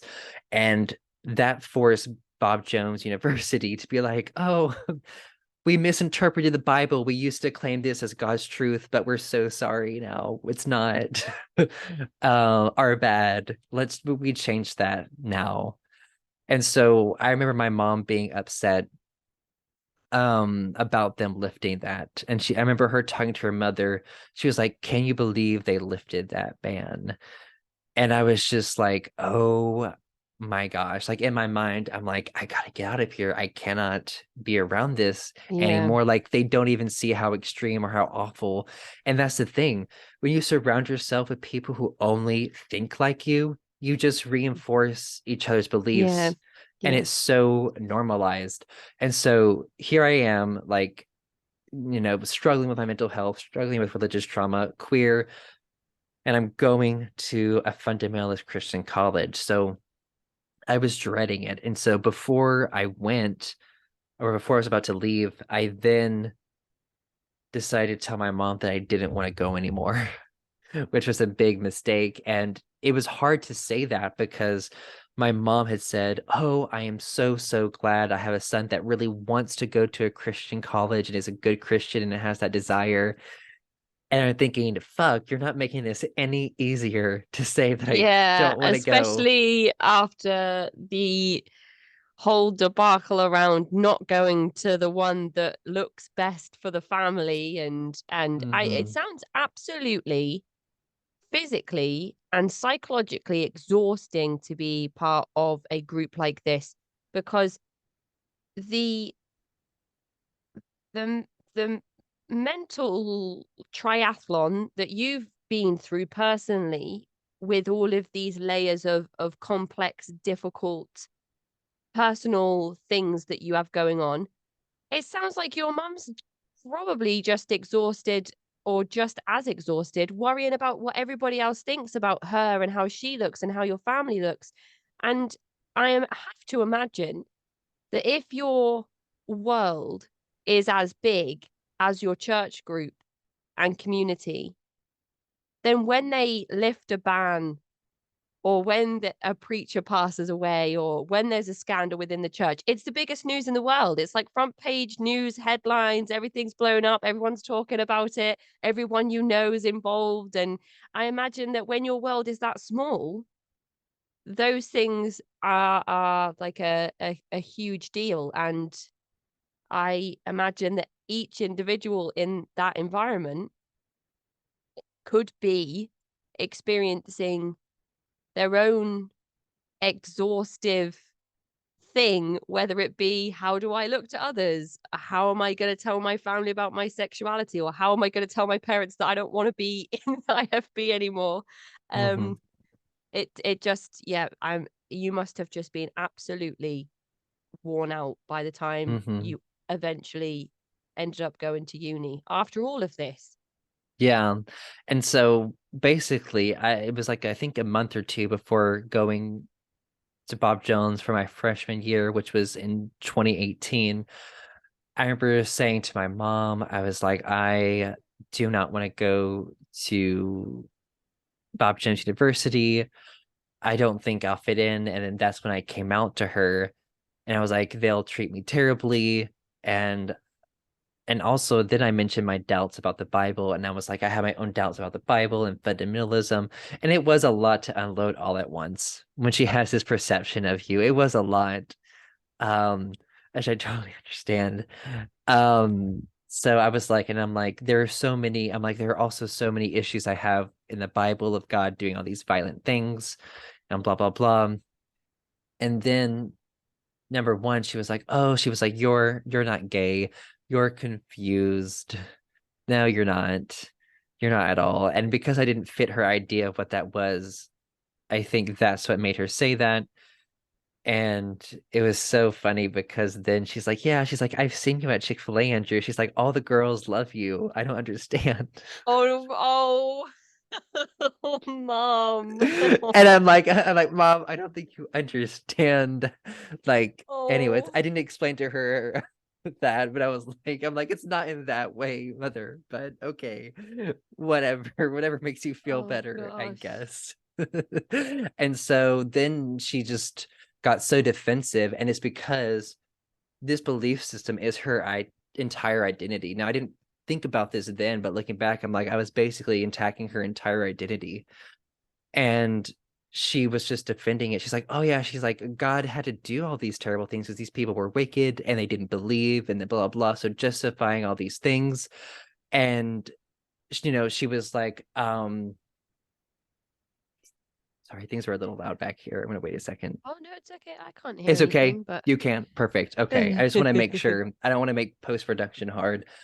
Um, but so yeah, at that point, I had just, again, I think I mentioned earlier, I had a codependent relationship with her. So I was always about pleasing her, and she was very dependent on me for meeting her emotional needs. And I always put on this perfect face, never expressed my needs or opinions or how I really felt. And so this was like shock to her, because in her mind, I was this perfect fundamentalist Christian who wanted to go to a Christian college, who was straight and blah, blah, blah. And now I just destroyed that. And again, I think also, like you were saying, the reputation of the family. And so at that point, we had an argument and like crying for like an hour. And then I told her not to tell dad because I knew how like angry he could get and mean he could really get. And so and then the next day, it was like the conversation never happened. And she kept telling people, "Oh, Andrew is so excited to go to Bob Jones. He cannot wait." And I remember just, as we're in church and she's telling this to people, and I'm like, "Oh my God, this is not true. We literally just had a conversation." Again, that reputation, making the family look good, making it look like I really wanted to go to a Christian college. And so, for me, like I wanted education so desperately, but not in that environment. But for me, I was like, this is my way to get away from this, to really try to question and learn different ideas. Even though I knew I was going to be in a Christian environment still, I was like, I can find ways to do that on my own. And so, yeah, so I ended up going to Bob Jones in the fall of 2018. And like it was really scary because I thought that I was literally gonna get hate crimed like almost immediately just going on that campus. And I was so afraid of being found out. And it's just you're in this hyper vigilant state all the time, and you're thinking, okay, how do I talk? How do I walk? What do I tell people? What interests do I have? What will they assume? What role do I need to play to survive in this environment? What do I have to do? Maybe I just need to, for me, it was like isolate as much as possible, interact with as little people as possible, and stay off the radar. So, but it was hard to though, because Bob Jones University, they would constantly keep you busy. You were required to go to they had 4 chapels a week, and you were required to go to all of them, daily chapels, usually like 4 days a week. And this was where it would be a sermon, and you would have like a song and worship service, and you would also have to recite the creed in unison of like 2,000 students saying this creed of what we believe. It was just a very cult like moment when that happened. And in addition to that, you were required to be in a discipleship group, which that would meet several nights a week at like from like I think it was like 10:30 to 11 at night. Um, you were you were required to go to that, and then you were required to join a society, which a society at Bob Jones was basically like a fraternity or a sorority, but the Christian version, and it wasn't fun at all, not at all. And it was just like chapel, but it was ran by students, and there was maybe like a little game at the end that we would have. And some societies would have like recreational sports, I think, that you could get involved with on campus, and you would maybe get together and do group activities every once in a while. And another thing is that we're required to go to 2 church services a week. And they had a list of churches that they approved of that you had to choose from. You couldn't go outside that list. And if you wanted to go outside that list, you had to submit a form saying you want to go to this church, and they could decide to approve or reject it. And all the churches they wanted you to go to, they were aligned with their fundamentalist, strict ideology that they wanted to continue gosh. to indoctrinate you with. And they also, I think, wanted to help these fundamentalist churches push the gospel message and help grow their churches. So Mm. there's nothing better than having a bunch of young college students going to your church, getting involved, volunteering, and doing and like canvassing or going soul winning for you. Like, over 2,000 students who have to get involved in a church. Why not it be Yeah. a fundamentalist church and help spread Oh, this message? And so I was just so exhausted. I'm like, there's all these things we have to do. I'm like, I just want to fucking break. And for me, what I learned is like, you know what? I'm just going to do all the activities I have to do because if you don't, they had a way of tracking that and you would get demerits. So for me, my mindset is if I don't have to do something, I'm not going to do it. So mm, my society, they would have prayer meetings, which they were not required. And people would bug the shit out of me to go to them. And I'm like, oh, I'm busy. No, I don't want to. No, I yeah. have other I'm things to actually do. studying for stuff that's not related to the church. Yes. And my society would do some sports and I would not get involved with that. And I joined a society where I could stay low key and no one would notice me. And as I figured out how to navigate this environment. And so for me, I was on a freshman floor. So they were all freshmen, which was I think a mistake looking back. It was just a crazy, crazy floor. And and here's another thing that is so controlling of Bob Jones. If you came to the school and you were an out-of-state student, you were required, and if you were the ages between 18 and 22, you were required to be a dorm student and live on campus. You Oh, were not allowed to live off campus. And so, and they wanted that because they wanted to monitor you. Because mm, when you went and lived in the dorms, there were several discipleship groups on each floor. Every group had a leader who would then, of course, be a person that would report to higher leadership if they saw people breaking the rules, or if maybe people said something that was inappropriate or maybe didn't align with the ideology, or that would be called like, oh, like a spiritual concern or something like that in air quotes. And then on each dorm floor, you would have a residence assistant. And then in each oh dorm, you my would goodness.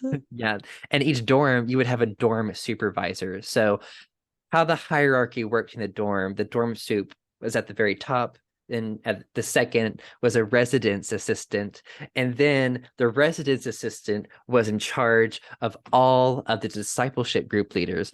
And then all the discipleship group leaders also had assistant discipleship group leaders that helped them control the group or run things. So that's Oh my how God. the hierarchy just worked out just in the dorms. Oh, I can't breathe. Oh my goodness. That is like 1984. What is happening? Like you can't do anything. It feels very troubled teen industry-esque in the sense that you can't even take a shit without being watched by a staff member because they don't have doors on the toilets. Oh my God, that's terrible. It Wow. That's what it feels like though. It feel Oof. everything you do is watched. Everywhere you go, it's monitored. All the information about your existence is fed back somewhere. And the out of state students being forced to live on a campus is just, I mean, what's one of the biggest transitional periods in an individual's life? It's something like university, moving away from home into an environment that you've never existed in before, presumptually. It's, oh gosh, I no wonder you've got a 15-part limited series coming out about surviving Bob Jones University. Yes, yes. And the thing for me is when you're at the school, it's very scary because you do not know who you can trust and who you cannot trust. Um, and because at Bob Jones, there was a group of people that the student body, we called them Boges. And Boges, they were people who loved following the rules. They thought they were better than everyone else who didn't follow the rules, and they thought that they were better Christians or that God loved them more or were more happy with them because of that. And these people would just go around looking for people who were breaking the rules, and they were basically like the leadership's pets, I guess you would say, or little minions that would go around campus looking for this, and then they would report back to leadership about Oh my certain gosh. things. And so when you're in this environment, the thing in your mind, you're like, can I trust this person? Are they a Boge? Are they someone who is looking to find someone to break the rules and feel spiritually superior than? I'm thinking of this person, and you'll have to tell me if this is accurate. I have a vision. When you explain this to me, I have a vision in my mind of what this person looks like, and I'm putting it in the chat. Oh my God. Yes.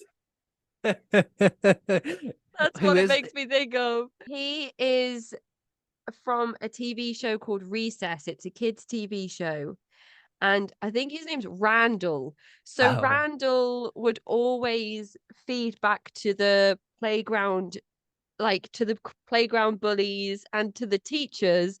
He was always like, "Oh yes, you'll never guess, Mrs. Such and Such, what they've been up to this recess." And he would always be watching and feeding information back to the teachers that would get the kids into trouble all the time. Randall, no matter what everybody was doing, Randall was always there watching, always telling hmm the teachers, and yeah. that's what I think of when you explain these boges. Yes, and that's the thing. You were always being watched at Bob Jones University. And for me, my first semester, I tried to stay low key. I tried to follow the rules, but that first semester was so miserable. I was like, all right, second semester freshman year, I'm like, we're going to start breaking the rules. And for me, I was still so indoctrinated. I was so scared because that meant going against God, going against rules that were put in place by authority figures. Authority figures I was taught they were placed in by God. So going against that was disobeying God.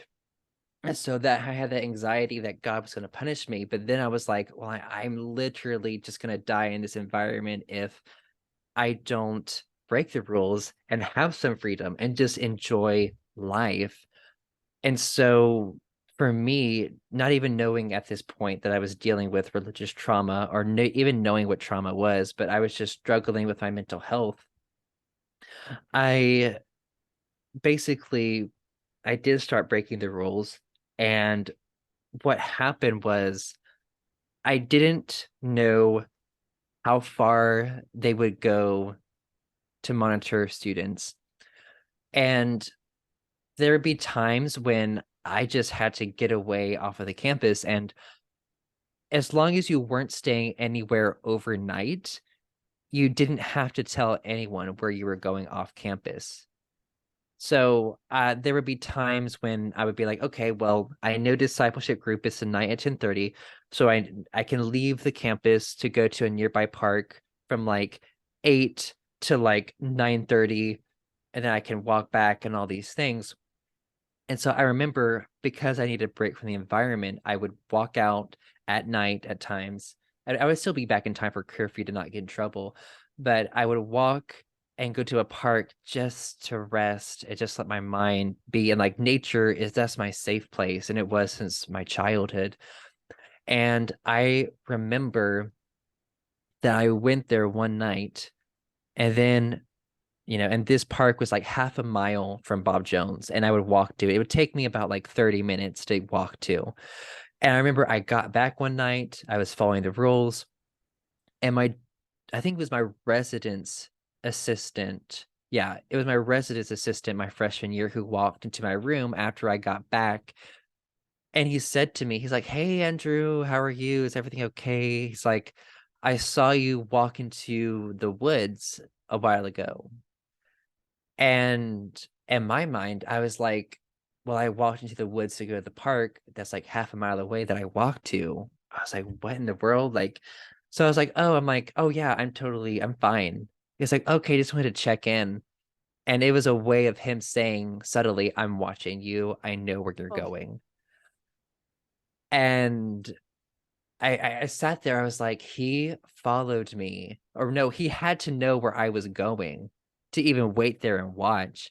And then he had to get back before me. So he had to be in a car driving between these places. So I was like, I was just chills on the back of my neck yeah.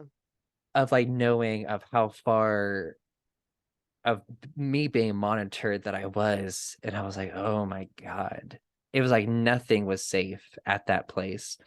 And it got to the point for me, like my freshman year at that school, that my mental health was so bad because I was dealing with repressed sexuality, repressed religious trauma, developmental issues, and all these other things. And like just being at Bob Jones and all the triggers, this high control environment, and a lot of spiritually abusive messages I was forced to hear as I went to chapel, just all these things going on. My mental health just got so bad that it brought me to the point of like being very suicidal. And I remember it then realizing that people were spreading rumors about me being gay, and I was also harassed a lot my freshman year from guys because of my perceived sexuality. So like there was all these things going on, and of course I can ask for help for anyone on campus because I would be the one that would get in trouble. And like even for mental health issues, you were blamed and shamed. They had biblical counselors that were like Oh, very anti-psychology and had that view that the Bible is the only way and that it's a spiritual issue of not being close to Jesus. So very narrow, very anti-science. And so I knew that I can't get help for mental health and I can't get help for being bullied and harassed by all these people because I'm the one who is going to get into trouble. So it got to the point where I nearly got really close to committing suicide, but I was able to call Trevor Hotline, which they help LGBTQ people, and so they were able to help me. And I decided to start breaking more rules and just I started going to churches that were affirming and accepting of the LGBTQ community. And so here I am, this extremely awkward, introverted, scared, traumatized person going, taking an Uber by myself, not telling anyone where I'm going at all. And I go to this church that's probably like on a blacklist of churches that you're not supposed to go to at Bob Jones. And I go there and I'm like, I have no idea what's what I'm gonna find here, but I'm like, I knew deep down, like I need community because after I had that moment of nearly taking my life, and then I called Trevor hotline, it was me, I think, for the first time claiming my autonomy. It was wow. me sitting down with paper and being like, what do I need to do to meet my needs? Because before it was like I had to pray and be patient and wait for God to do something. I had to wait and pray for God to have these people come across my path or do this. It was just very passive. And I was like, I'm done waiting. Like, Yeah. I don't care. So for me, I was like, what do I need? And the first thing I wrote down was community. And I was like, how do I find this? And I was like, well, I can't really find this at Bob Jones. It's not really safe. And I'm like, I have to explore on the outside. And so that's why I was like, okay, we're on the outside. Okay, well, we need to find affirming churches, places you are safe, and people will not like report you to Bob Jones University. And so I found this church in Greenville. I was affirming. I found it, and I'm like, you know what? I'm like, we are taking an Uber. We're going here. We'll see what resources they have. And so that's what I did. I broke that rule of going to a different church, and I for the first time recognized what I need and I sought to find that. And so when I got to that church, I immediately like felt that like introvert's regret of like, why am I in this situation? This is such a big church. There's so many people. This is so overwhelming. And I was there. I felt awkward. I shook hands with a couple of people. I met some people, but I was like, I don't. Part of me was like, oh, why'd you do this? You don't fit in. You don't belong anywhere. And eventually I heard the pastor announce that they were having a visitors luncheon after the service. And I was like, oh, well, that's perfect. I'm a visitor. Let me go find other people who don't fit in and who are new. And I ended up meeting this woman and her daughter, and I kind of got to tell them about my situation. I'm like, I'm at Bob Jones, I'm gay, I'm experiencing like this bullying and all this harassment, and I'm just looking for a community. And I came here in an Uber, and like I can't do this every week, but I'm glad I could come today. And they told me, and they said, they're like, we live right across the street from Bob Jones University. They're like, you can literally walk to our house. And they told me how to get to their house. And like once I got to know them more, and they invited me over to their house, and I went to church with them every week, the mother and the daughter, and I got to know them more. And it felt strange to me because they were going to church, but they did not they didn't believe that Jesus was God. They loved his example, and they didn't believe in hell. They didn't believe in the gospel. They just loved Jesus' example of loving and caring for other people, and they wanted to model that. Yeah. And that was weird to me because I'm like, oh my gosh, like these people aren't saved. They're people, I've been told that these kinds of people go to hell and that they're awful and wicked, but it was that moment of cognitive dissonance of like, these people aren't behaving like what I was taught. And it's actually, these are the nicest, kindest people I've ever met, and they don't align or believe what my parents believe or what the Yeah. IFB Yeah. believes. And it's actually the people inside the authoritarian environment that would be the last people to help you with your spirituality and with your sexuality and with your ill mental health. But these people on the outside that are going to hell are the people that are like, hey, do you know what? Just come hang out. That's cool. I Hmm. love that. That's the best Yeah. story. And so as I got to know them more as the year went on, and I was really sad to leave my freshman year and go back to the IFB and back to my parents in the summer.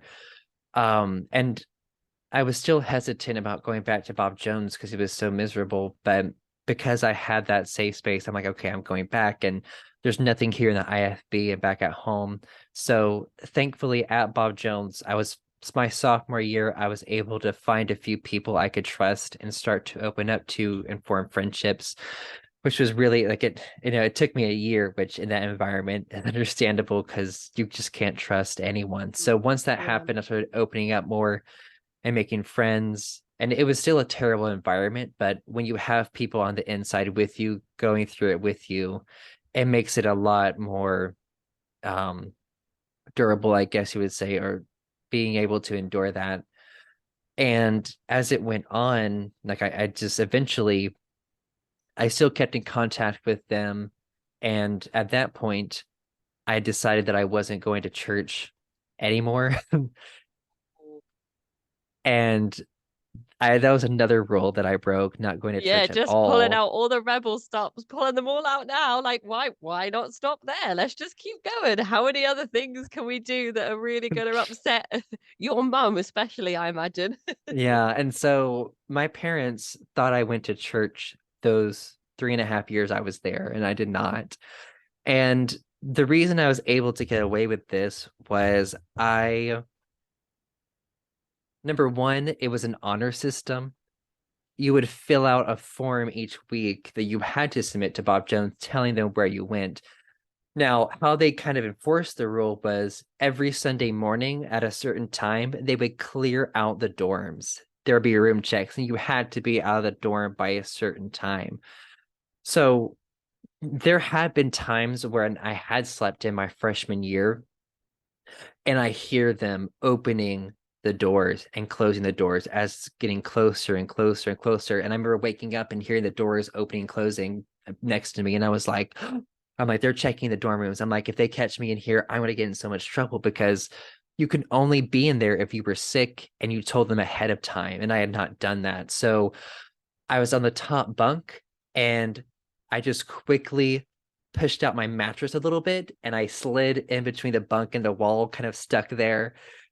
And I'm covered with my blanket and I hear them come in and I just hold my breath and they come in, they look around, they leave, and I'm like, and I like outbreathe and I get out from between the bunk and the I can wall. just imagine them coming over and pulling your sheet back, and you're just stuck there, like, "Oh, hi. I must have slept in." Oh, it's so ridiculous. And so there would be times when I did finally start skipping church, I would literally hide in the closet behind my hamper as I heard them come in. And there would be times where I would leave campus dressed like I'm ready to go to church, but I would really have like shorts and a t-shirt underneath my church clothes, and I would be walking to that nearby park I would go to. And so that would be how I would skip church. And then I would lie every week and tell them that I was going to this approved church. Um, and as it went on, like there were rules that I broke, like being in a car with the opposite gender, which is really dumb. Um, and I'm trying to think, like for me, like I didn't, there were normal human things I just eventually learned to not think about anymore. Like I listened to secular music, I watched TV shows that were above PG, which I don't think PG shows really, not, there's not many left anymore, but I just didn't care. And it was just so crazy to me also the other links they would go to monitor your Christian life. I remember they would hand out a Christian evaluation form every semester, and you were given this form, and it would be like a list of things to be like, oh, do you go to church? Do you have a relationship with Jesus Christ? How has your attitude been lately? Have you been following the rules? Or maybe like things like that. And you're expected to meet with like either your discipleship group leader or a church member or some kind of like mentor or something.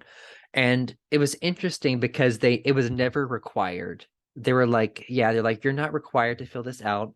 It is highly encouraged.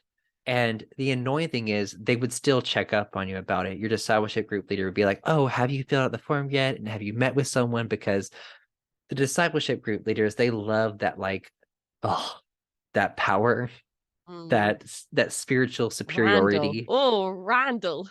Yes. And so I remember just lying, be like, yep, I filled it out. I talked with someone about it. But it was funny because when I was given the form and that my residence assistant left the room, I would crumble it up and happily throw it in the trash can because I did not care. I thought it was just so controlling and it was none of their business, quite honestly, I thought. So I threw it away. And it was just ridiculous, all the control that they had. And so flash forward through going through that environment, um, also like trying to hide my sexuality. And it was nice that like I moved to a different dorm my sophomore year, and I was away from the people who had harassed me my freshman year. And like no one knew who I was. And so I continued to stay very, very low key as much as I could, at least. And it was it was just like you mentioned earlier, it's so exhausting to do that. And so it was my sophomore year that the COVID-19 pandemic started. I remember like January of that year hearing about the virus, and I remember being like, oh well, I don't think that's going to get to the US because I think Yeah, same, our same. I thought, oh, our leaders, they're smart enough to know to stop the flights and to close the borders. No, no, they did not take the precautions at all. Trump did a shit ass job with that. But anyways, I'm not As gonna go. per as per his MO. Yes. And so now as we're hearing news about this virus going around the country, I remember I think it was in early March. Was it 2021, wasn't it? Yeah, wow, March 2021, right? Well, I 20, or started the wait. podcast in April, May time of 2020. Oh, maybe it is And 2020. yeah, my firstborn was a few months old, and they were born December 2019. So Okay, gotcha. Okay, so yeah. Mhm. So I'm trying to think in college here. So like my freshman year was, wait, 2018, 2019. Sophomore year 2019 to 20. Oh yeah, so it was 2020, early 2020. And it was crazy to me hearing about the restaurants that were shutting it down across the country. And I remember calling my parents and I'm like, there's this virus or this pandemic that they're talking about, and I'm really scared. And I'm like, do you think they're going to shut down the school? And, at the school, we definitely had the QAnon MAGA people there. Mm. And already on my social media of different MAGA people I had been following that just happened to be Bob Jones people, they then just started spreading all these conspiracy theories. And like there's this dumb movie or something that people were sharing, the pandemic, I think is what it was. I remember being shared around, and there was all these people I had to block because I'm like, I don't like, this is so dumb. Like, I do not, nope, I am not. And I was shocked at some of the people that were buying into all these conspiracy things that I thought were very smart, logical people. And so, that was happening. And the thing that's tough about that was Bob Jones did shut down. And so then I was cut off from that family that I had met, that I'd been keeping up with, because they were, one of them was very high, they're very immune compromised, so they were very high risk. And so I was, then here I am locked in a house with my IFB family, really not much different from my childhood, honestly. But here I am back doing this schoolwork. And the nice thing was, though, that all churches shut down, even my IFB church, it shut down. They were, and the thing was, like, most of the church members, they were like 70 years old and over. So if a wave hit it, that church Yeah. would have been gone Yeah. easily. Oh gosh. Even if congregants didn't fully believe that that was something that would happen, Hmm. that the virus itself was potentially deadly for Hmm. Yeah. vulnerable demographics. Oh my goodness. Yeah. Hmm. Yeah. And so, and the pandemic was very scary to me because it really triggered that rapture anxiety, that end Yeah. times anxiety, because they had always talked about like there will be war, there will be famines, there will be diseases that will happen. And of course, like those are things that have always happened throughout human history, but they try to make it as if it's like somehow fulfilling a prophecy, or if it's a sign of like Jesus is coming back soon and is going to take those who believe. So it was, even though at that point, I don't think I really believed in that anymore. There was still that trauma associated with that, that it was just so anxiety inducing. And so here I am, I'm stuck at home with my fundy family. I'm now still continuing to do college online. And the annoying thing was that chapels, they still did chapels at Bob Jones, but online. Now, since it was online, they couldn't make students do that. And I was like, I was relieved. I was like, oh my gosh, I don't have to do the chapel stuff. I don't have to tune into that. Oh, so that was, but then my mother's like, oh, aren't they having chapel today? Oh gosh. No, mum. Come on. And I was like, oh, I'm like, yeah, I'm like, I'm just really busy with school. I don't have time for that. And she was like, no, she's like, we need to listen to that. And so I would be in my like a room studying, and she would have it, she would find it on her phone, and she would turn it on and have it beside me and have me listen. And I would just be like, at that point, I was so tired. Like I was just so tired of being treated like a child. But I know in their minds, any opportunity that was missed to hear a message in fundamentalism, Yeah. that's possibly a diversion of the devil, keeping you from being convicted by God or hearing this message that's just going to change your life completely. So any opportunity to hear these messages, like you had to hear it in their mind. And for me, I just didn't care. And even like there was a time when I went back home in the summers and I was like, I just mentally, I just said to my parents, I cannot go to church. I am so depressed because I continue to struggle with my mental health. And I was eventually able to get on medication finally, like 5 or 6 years later than I like needed to. But I finally got on medication. And then my dad was like, all right, he's like, I will let you don't have I won't make you go to church. In a sense, like I'm not going to assert my authority over this, but he's like, you're required to listen to 2 IFB sermons to make up for missing 2 church services. Oh, it's not any better though, is it? That doesn't, I don't, No. I'm not going to exert my authority. However, you do have to do these things that I'm telling you you have to do. And so I was just like, oh my God, are you serious? Are you? I was just at that point, I was so frustrated and so tired of it. And my dad was like, he's like, as long as you're under this house, you will do as we say. But, and it was like, in his mind, he's like, I'm going to be nice and I'm not going to make you go to church, but you have to make up for it with these But then we've sermons. given you that ultimatum, whilst you're under my roof, I Yeah. don't know if they're expecting you to suddenly or eventually turn around and say, okay, well then I won't stay under this roof. Mm, yeah. And like, that's the hard thing is that you're so stuck in that environment. There's no like outside resources.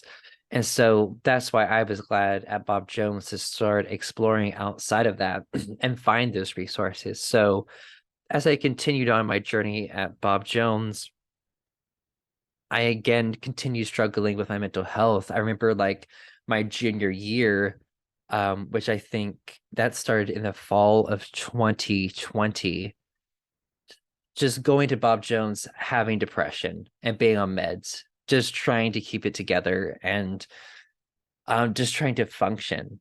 And I just remember too, like getting to the point of just being suicidal again. And I knew in my mind, you have to get out of this environment to heal or to get better. You can't be in this environment. And at that point, that summer, I discovered religious trauma and what it meant. And it just totally clicked for me. And I just cried my eyes out of like joy of like finding out that, oh my gosh, this is what is going on. All these years of indoctrination and all these years of abuse in this environment, this is religious trauma. So from then on, at that point, I had slowly been questioning and slowly deconstructing. But after Mhm. that point, I was like full steam ahead of like, I am going to deconvert from Christianity. And it was scary to me because at that point, I knew that there was no turning back. And this was something that was talked about in the IFB of like people who leave. It's called, I think they call it like the point of no return or something like that. It was a point where you left and there's no way you could ever be saved again or ever go to heaven. And that was scary to me because I knew I'm like, there is no going back. There's no way I will ever believe any of that again. Yeah. And as I questioned the literal interpretation, as I questioned the inerrancy of the Bible and exploring mythology and seeing how it's been repeated through the Bible and different things, it kind of destroyed the authority of the Bible and of these leaders and these lies that they were telling me that they have been taught to believe is truth. And so that really helps me. But the indoctrination, like it was like coming off of drugs, honestly. That's like the emotional withdrawals of like I remember being like, okay, like I have to break this habit of daily devotions and this habit of daily prayer because I want a different life. And it was hard. Like that emotional high that I got from that. I didn't realize how much of a high I got from it until I tried to stop doing it. It was awful. But it did get to the point where those lows were gone, as I guess you would say, recalibrated and readjusted. And it was just like a mental mind fuck, I guess you would say. And learning about religious trauma and like spiritual abuse, understanding like and realizing that you had been like psychologically raped your entire life. Like that's what I realized about that. And I was like, oh my God. And just the anger, the bitterness, and all the emotions. And so eventually, because of my bad mental health and being suicidal, long story short, I ended up meeting with a leader at Bob Jones because I called my mom being really upset and suicidal. And I ended up meeting with this guy who was trained in biblical counseling, which I was not happy with.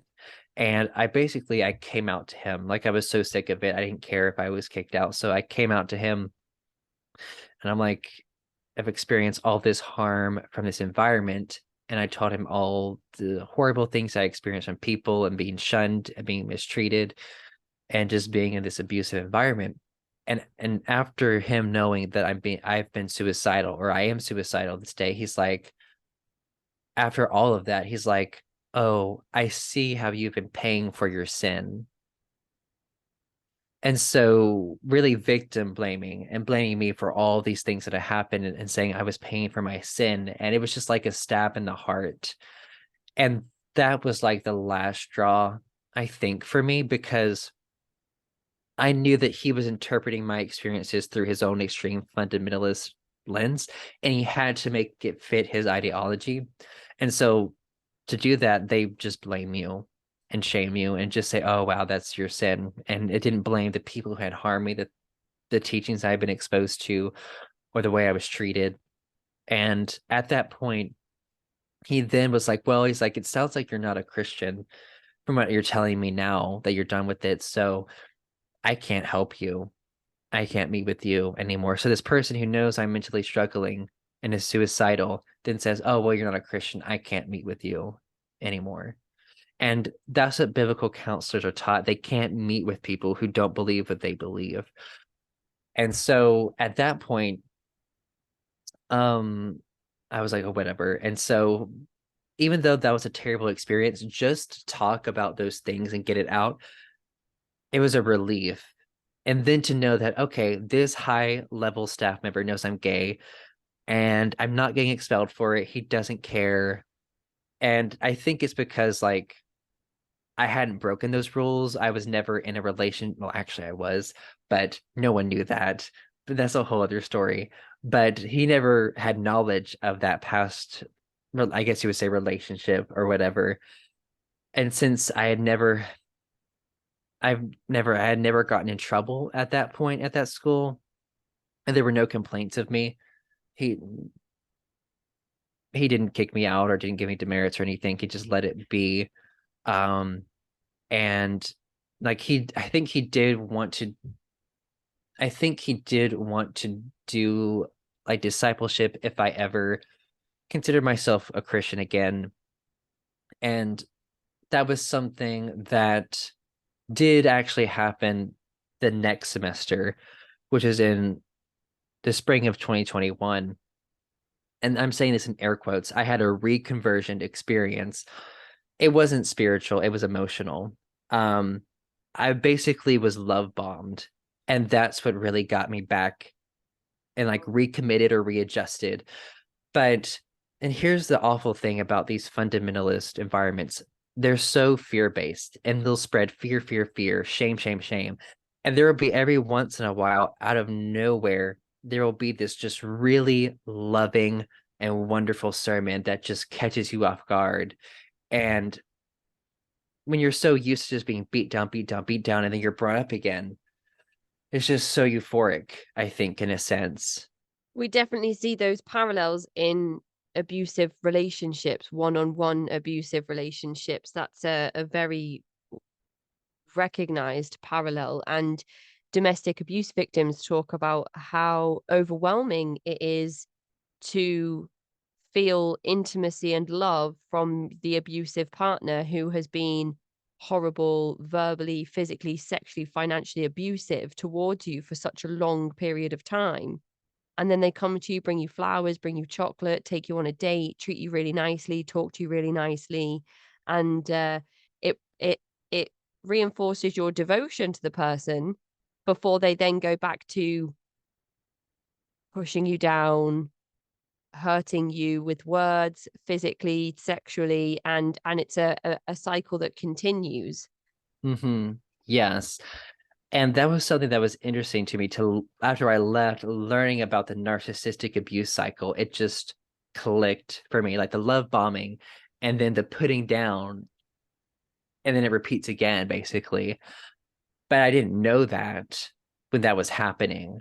And it was just for me, I was in such a vulnerable emotional state and like very like mentally ill that it's just like, oh, like the love that I desired. It was like, oh, it's like it felt spiritual, but it was emotional manipulation and really emotional abuse. And so I ended up telling this person that this experience happened. And the day after it happened, the high was gone. It was like back to Wow. normal. And so I was like, that was really fast. And like, I really thought about it. And I was like, this has happened so many times, but I wasn't looking at it as through the lens of spirituality. I was looking at the lens of like psychology and emotional manipulation. And I was like, this is not a spiritual experience. This is emotional manipulation. I'm like, this is not real. And even though I had told this leader the day before I had this experience, I decided that I wasn't going to tell him that I didn't think it was real, that this was emotional manipulation. I wanted him to continue to think that I was a Christian. So I let him think that. And we then were in a I don't know what to say. That sounds weird. But basically, I decided for him to disciple me. So I began meeting with him weekly for discipleship.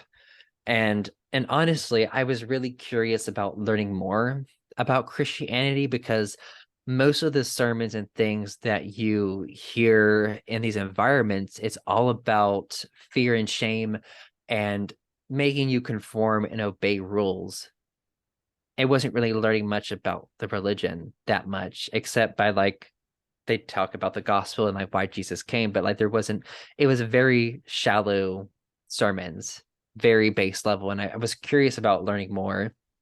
And because for me, I was like, you know what, before I leave this religion, let me meet with someone who has a master's in divinity from this environment, learn from them all that I can this semester.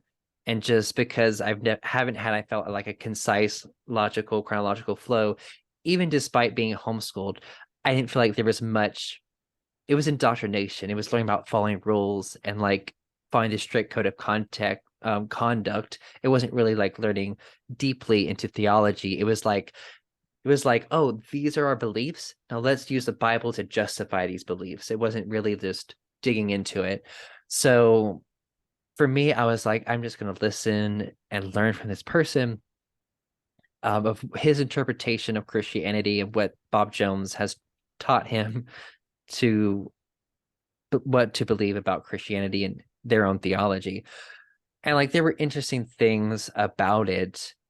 And kind of when the discipleship, it started then to turn into conversion therapy, which I eventually knew that it was going to, and that was his plan.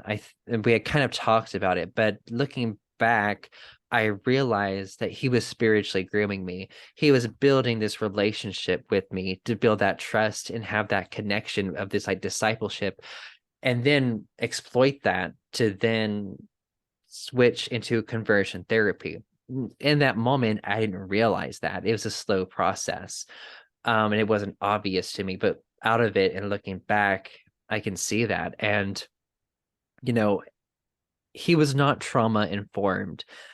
And at this point, I had been exploring what trauma was. And I wanted to say to him, it doesn't matter how loving of a picture you can paint of God or convince me how loving God is. I have religious trauma. I have negative associations from that. And in my mind, I'm like, all right, despite that, God does a lot of violent things in the Bible, anyways, ignoring all that still. So, but I listened quietly, didn't like openly rebel at least, because still kind of afraid because of he he had a high authority position at Bob Jones. So I wanted to be very careful and I wanted to learn.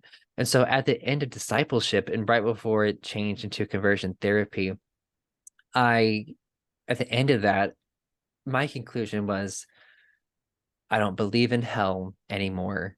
There's no reason for me to be a Christian without hell. And like, I know people still have other reasons for being Christians besides that, but I was indoctrinated to be a Christian because of the fear of hell. It was very fear based. So to me, without hell and without that fear, without that control, it didn't matter to me anymore. And also, I was recognizing my own or starting to recognize my own internal goodness. I was like, I can be a good person without this. And I've seen and witnessed people who can be good and even better without this. Hmm. But I wasn't telling him that. These were just, it's funny that discipleship got me out of Christianity, but um, that was it for me. And he started changing it into conversion therapy. And he had me read a book on someone who had been freed from homosexuality, who was Oh supposedly gosh. straight. And when I finished reading the book, the guy still had those urges, but he was just repressing them basically. So he didn't really change. He was just repressing who he was. So I wasn't convinced. And after reading it, I was like, okay, whatever. And so for the first session for our conversion therapy, I do not remember anything that happened in it because I think I just disassociated completely. All I remember was walking to the office and leaving. I don't remember anything that happened in that session. But after the session, I felt so much anxiety. I felt like that weight on my Oh chest.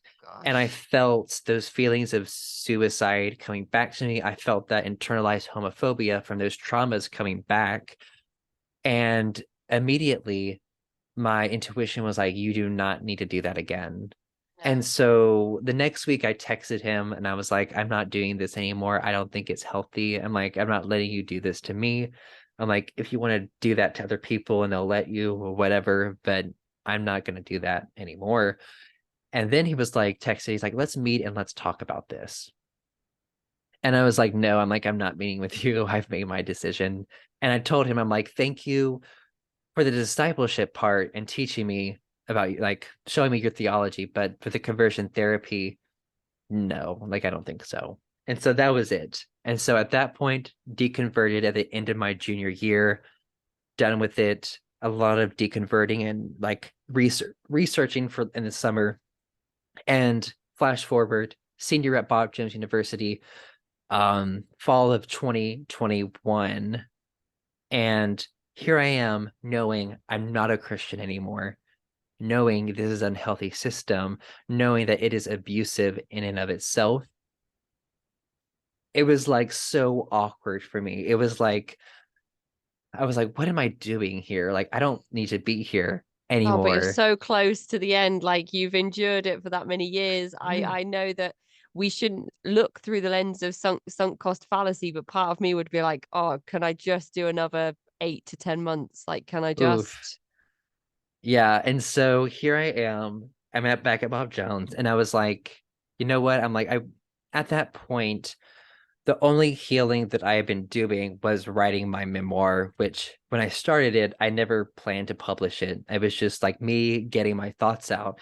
And then eventually, it gets to 60,000 words, and you're like, oh, well, maybe I might want, I plan on one day publishing it, but it's something I want to sit on for a while. And as I continue to heal and process things. But um, as I that was very helpful for me, I think, because I started writing my book in 2019.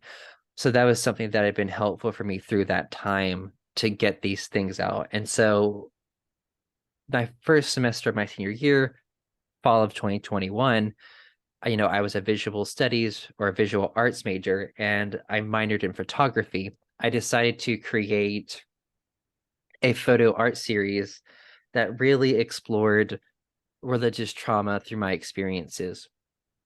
And so I created this series during this entire semester, putting over like 60 hours into this series. And it was so incredibly healing and like freeing for me to do. And at this point, I was like, I really want to share this with the world and I want to tell my story.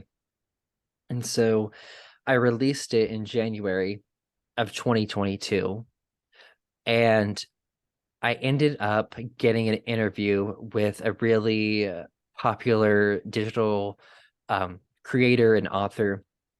His name is Josh Harris, and he wrote this book called I Kissed Dating Goodbye. And he was a Christian pastor, and then he like deconverted publicly, which is a big deal.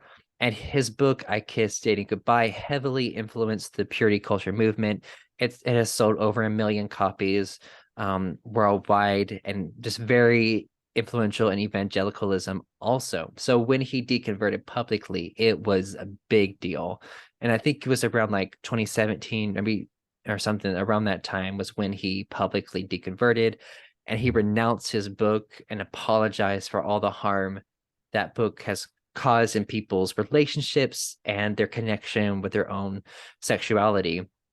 And so he had then switched and gone to digging into like deconstruction online in his journey and helping other people. And he had an IG live show where he interviewed different like survivors from different Christian backgrounds. And I decided that, you know what, I'm going to go on his Instagram live show and I'm going to share my story and talk about my religious trauma series and just what I've been through so far. So here I am doing this interview the day before my last semester at Bob Oh, Jones University. And I did the interview, and the next day I'm driving or riding back to Bob Jones for my last semester, and I'm there. I'm getting all my stuff for my classes, and then after already like a week of classes, everything's quiet. I did start to notice that a lot of people were like staring at me, as more than usual, at least at Bob Jones, and talking and whispering. And I was like, oh oh no. fuck. And so the second week of classes, I was randomly, it was late at night, I was called into my dorm supervisor's office, and I was there to meet with two other staff members. One of them was the guy who discipled me that year and did conversion therapy. So that was so awkward because I hadn't seen him in like a long time. And here we are again in the same room. But before I was called into that room, that family that I connected with in Greenville, they had reached out to me because they saw the interview. They were like, "Hey," they're like, "If you get kicked out, you are more than free to come and live with us." And I was like, "Oh, thank you." We'll see what happens. I don't know. And so as I'm called down into their office, I called them and I was like, "Hey, I'm probably going to be expelled." So that Oh night, gosh. yeah, I was expelled my last semester, and a lot of people were more upset about it than me. I think deep down, I felt shame for going to that university, even though like I knew that I was so indoctrinated and there weren't any other options. But for me, I'm like, I'm so ashamed of going to this university, and I don't want this on my resume and on me the rest of my life as like a BJU grad. I don't want to be affiliated with this place anymore. So I didn't care. I mean, I was really happy, honestly, when I was expelled, but there were still mixed emotions involved with Yeah. that of Well, I like, mean, it was such a tough and exhausting time. And I say this quite a lot, but Chris Shelton taught me that it's no good to live in hypotheticals. But that conversation that you had with your mum about not going in the first place, and then you go and it's so exhausting and it's so controlling. Oh man, I wonder how different things would have been if you didn't have to go in the first place. But then, you've been on this independent journey that feels and sounds as though it's been really empowering. And then you go on this Instagram live talk and you speak with somebody that can understand your experiences, has elements of those own experiences in their own story. So, I mean, that must have been an incredible experience. And if the fallout is that you don't go to this horrible place anymore, then I suppose, well, it is what it is. Yeah. I mean, I think at that point, I was ready to it was more important, I think, to be true to myself and to start to live the life that I wanted. Because I think, yes, that environment was awful, but looking back, I don't think I would change it because of all the friends that I still have from that place. And, if I would have never met that family in Greenville, I don't know if I would be here anymore. And so I think things worked out despite all the terrible things that were happening also. And Mm. so when I was expelled, I was also relieved because I'm like, I can now continue to keep telling my story. I don't have to worry about this anymore. And, it's quite a shock, culture shock, getting out of that. Um, and when I was expelled, I moved in with that family, and that was in January of 2022. So it's been over a year since I've lived with them. And I recently just finished my bachelor's degree. So I redid my senior year. So fuck you, BJU. Yeah, we were just talking the other day and you said, "Oh, I'm just finishing up my studies." And I was thinking, this person is so busy. You are juggling so many different plates. And we mentioned at the start that a year to a year and a half of being out of a group is a very short amount of time. A lot of time, a lot of the time when you speak with experts about recovery and deconstruction, some of them may say it's best to wait a little while to really work out how you think and feel about things. But you've told us that your exit from religion started a long time before your official public exit happened. And finding resources on religious trauma, not only does it allow you to read up about some of the things that you've experienced, but I guess it also comes with the knowledge that other people have experienced this thing for it to be researched, for it to be written up in papers, for it to be talked about Hmm. in different communities and circles. So that must have been not only an educational moment, but a validating one as well to know that, you know, you're not suffering these things Hmm. just on your own. Mm. Yeah, it was so validating to read it, especially in an environment where you are shamed and blamed for negative emotions, and you're even gaslit a lot about them, and you're spiritually bypassed really a lot. And so it was, um, I think for me, it was great to be expelled because I already, so like I had said, I knew I was going to leave the IFB at 17 years old. So here I am. I was about to turn 22 right before I got expelled. And, before I knew about the Josh Harris interview was going to happen, I was still planning to be at BJU after graduation. Um, because of just number one, I made a several year plan of how I was eventually going to get out. I was like, oh, I'll just stay here a little bit longer. And it's hard because you're like, it's toxic, it's harmful, but it's familiar. You know how to navigate with it, you know how to deal with it, and you have all this structure and different things. And so there's this internal conflict of like, oh, I have to leave, but how? And I'm like, let me not do this drastically. Let me do this carefully and safely. And so I had this plan of working at Bob Jones for a little while and moving into they have their own apartment complex for grad students and faculty that was super cheap. And I was like, okay, this is super cheap. I can walk across the street to the school. I can save all this money, save. Eventually move somewhere else, have a different job, and do this slowly and carefully because I'm such a planner. Um, so then for me to get expelled and forced out of that environment, I think it was good and where being shoved out of the nest and Yeah. letting my wings fly. Forced your hand. It's interesting some of the times individuals have talked about their experiences on the show in regards to leaving a group, and oftentimes people will say, I gave it one last shot. I got baptized, I reconverted, I took up a position in the ministry, all number of different things individuals can do in high demand religious groups to attempt to throw themselves all in, and eventually almost always backfires in sort of Hmm. excommunication, shunning. So they're going from all into somebody actually, well, their hand being forced in, finally walking away from the group.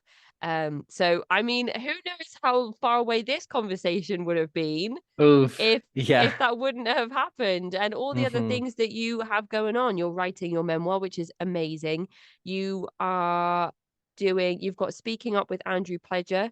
It's a continuous podcast where you speak with other survivors of different extremist and high Hmm. control groups. There's Surviving Bob Jones University, which will have just come out by the time this episode releases. So that lines up all really nicely, doesn't it? And I just wonder how far off those projects would have been if your hand wasn't forced. Mm. Yeah. Yeah. I mean, it's been incredible to see the things that worked out because when I was expelled, I took that as a time to really, I mean, I still did things because I think it is a trauma response to constantly keep yourself busy, and to constantly do things. So that's something I'm trying to work through. But I think when I was expelled, I kind of let the pressure off of myself. I was like, I'm not worrying about transferring to another college right now. I'm not worrying about getting a job. I'm not worrying about doing this. For me, like, I think it was like from like January to like, I guess you would say late April was just like a long vacation for me. I was like, okay, like I don't have school. I can get back to like really reading and learning about the things I love so much without all this control and exposing myself to different information. Reading was something I always loved growing up. So I was like, I can sit outside and read a book. I can meditate in my room.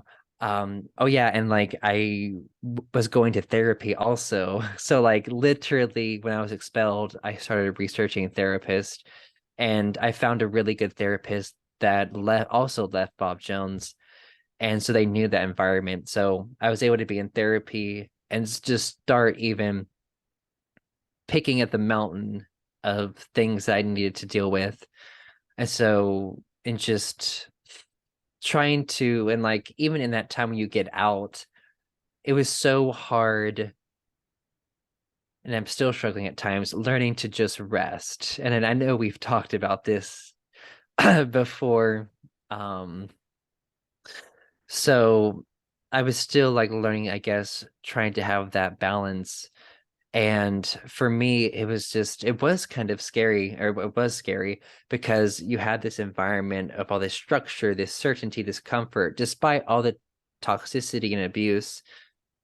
You had this system that you knew how to navigate. So for me, I was like, I just lost all my connections, basically. I've had a, and then I found out later that there was like a smear campaign of different staff members that was going on of me, and that there were staff members that wanted to take down or remove anything that had my name on it on campus, just trying to erase my existence. And so I was like, what do I do? And so, Gosh, this is what I mean about these environments mhm, make people's worlds so small. Like, you're just one person that's just gone off to get on with their life and talk about their experiences, and in the hopes of helping others, or talking about abusive environments that maybe could be changed. And these people are just like, uh, I imagine that your name and your presence has taken up a lot of the headspace and time of staff, faculty who are like meticulously going through, oh no, there's a class photo here with Andrew's name and face on it. We should take that down.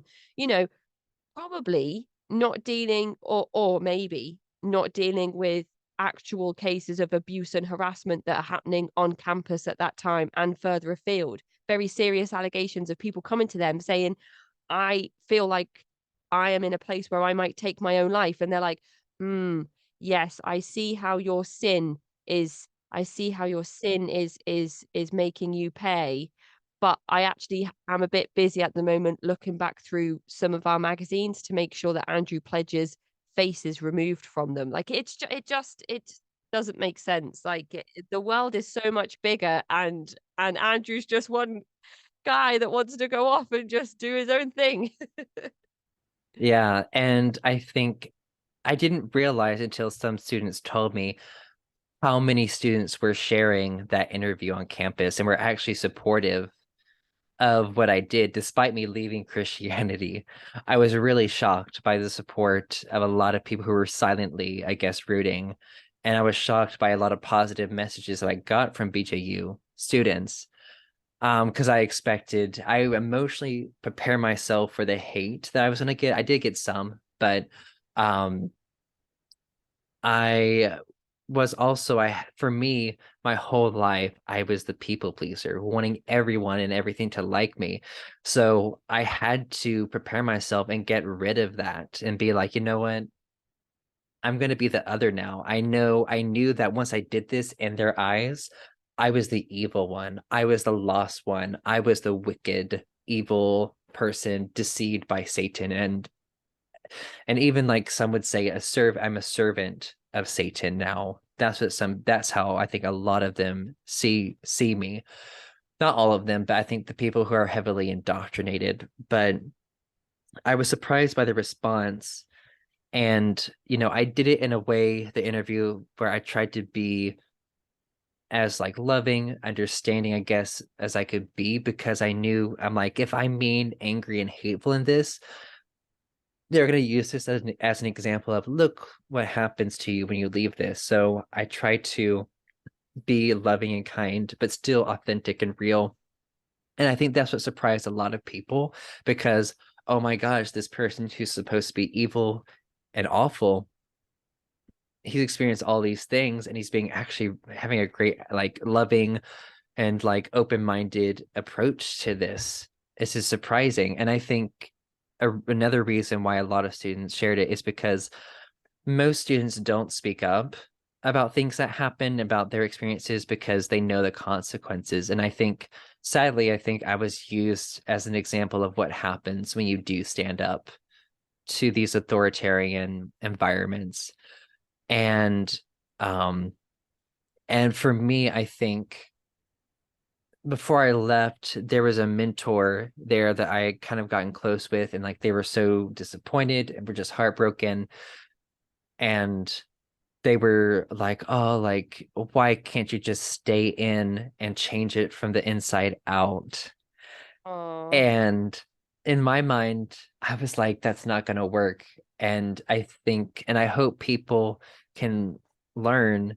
And really, what I see it now is like, you shouldn't stay in an abusive relationship and try to change that person. You need to leave that abusive relationship. yeah.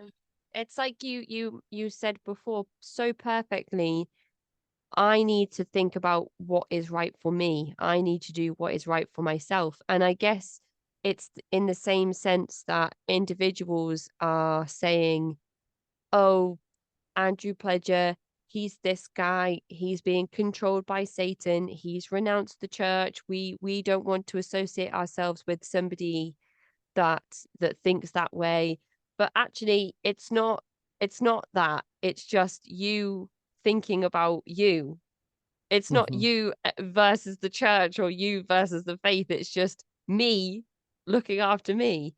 And I think that's a really powerful sentiment, and one that I think we should share around a bit more. You taking care of you, because nobody else really inside the church was going to do that. So you Nope. had to do that. And you have spent your life pleasing others Yeah. until you couldn't do that anymore because it was at your detriment. So eventually you went from being the people pleaser to the ultimate rebel who then turned around and went, And I am not going to do anything for any of you anymore because I am only doing things for me. And I absolutely love that. Yes, and that was a hard place to like finally get to, because in an environment you're just trained to just constantly people please and just constantly follow these rules. And so I was glad to really continue to share my story and educate people on like cults, religious trauma, and like deconstruction, and people who are on their journeys. Because for me, like, I don't want to force anyone to do anything or come to any conclusion. I want to give them the information they need, and they can do whatever they like with Yeah. that. Yeah. And so, when I was expelled and then, I'm in therapy, I was like, I don't know what's going to happen, but I just had this really weird sense of peace. Like, despite all the uncertainty in my life, I had this weird, strange sense of peace that everything was going to be okay. And also, like, leaving that environment, I didn't realize the full extent to like the toll that it took on my nervous system, because I obviously knew it caused me a lot of stress and anxiety and trauma, but when I wasn't in that anymore, it was strange because I was like, I wasn't tense in places of my body that I didn't know were tense at all. I was like, oh, I feel really loose here. I'm like, I felt different. I didn't know I was so tight there before. And it's that Mm. hypervigilance that I was so used to. And so, Yeah. Well, it's the anxiety, isn't it? You oh, said that you mentioned before that you could feel it in your chest. And I know when anxiety gets really heavy, it's like you have like a baby elephant sitting on your chest. yes. I don't know how else you would describe it, but it's like you can't. It's like you're pinned down by something and you can't move. Hmm. So I can imagine that it's liberating that way as well Hmm. to be able to. Yeah. I mean, oh gosh, just to breathe, take a deep breath, Yes. and be like, Oh, oh. yeah. And so when I was expelled, I got on social media and I'm like, I'm gonna continue to go tell my story, educate. I'm gonna go on so many other podcasts that I can to share my story and reach out to other people and like who need to hear this. And I ended up connecting with Rachel Bernstein, and I went on her show, Indoctrination. I think we recorded it in like February of 2022, so like a month after I was expelled, we had recorded it. And I just kind of went on my way, living my life. And I was then thinking like, oh my gosh, it was like April, and I was like, I need to start just looking for a job, because I was starting to run out of money, because I ended up selling all of my photography equipment, which got me about like $1,500.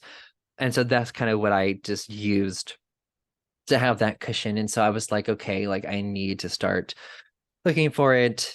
And so a few weeks later, it was so awesome because Rachel and Rob, they reached out to me. They were like, we love what you're doing on social media. We love how it looks. We love how you present yourself.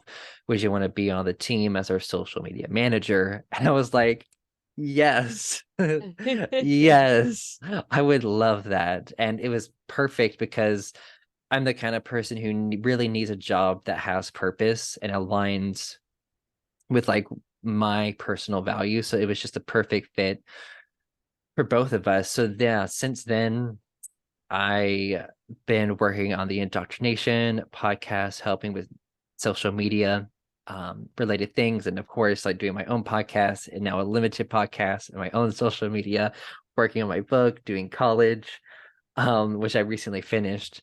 So yeah, it's been quite a busy time since leaving, and it's been great to like continue on the recovery journey, and but still be able to help other people also, and kind of in a sense, I guess, what I felt like my message with Joshua Harris was telling people that no one was going to save me. I had to become my own hero and claim my autonomy. And I hope that's what people can get from my story is no one is necessarily going to save you. And yes, I am so grateful for the family that I met in Greenville who literally saved me from that environment. Big shout out to those people. Whoop, whoop, whoop. Yes.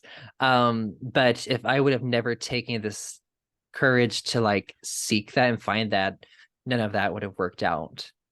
So I think I try to tell people like I hate this idea of like you have to be completely independent, because I think that's not accurate, because we need people. We're social creatures. But I think telling people, yes, go make your own decisions, become your own hero, but know that we do need to rely on people for certain things, and that it's okay to do that. It is okay to find that community where you're loved and accepted.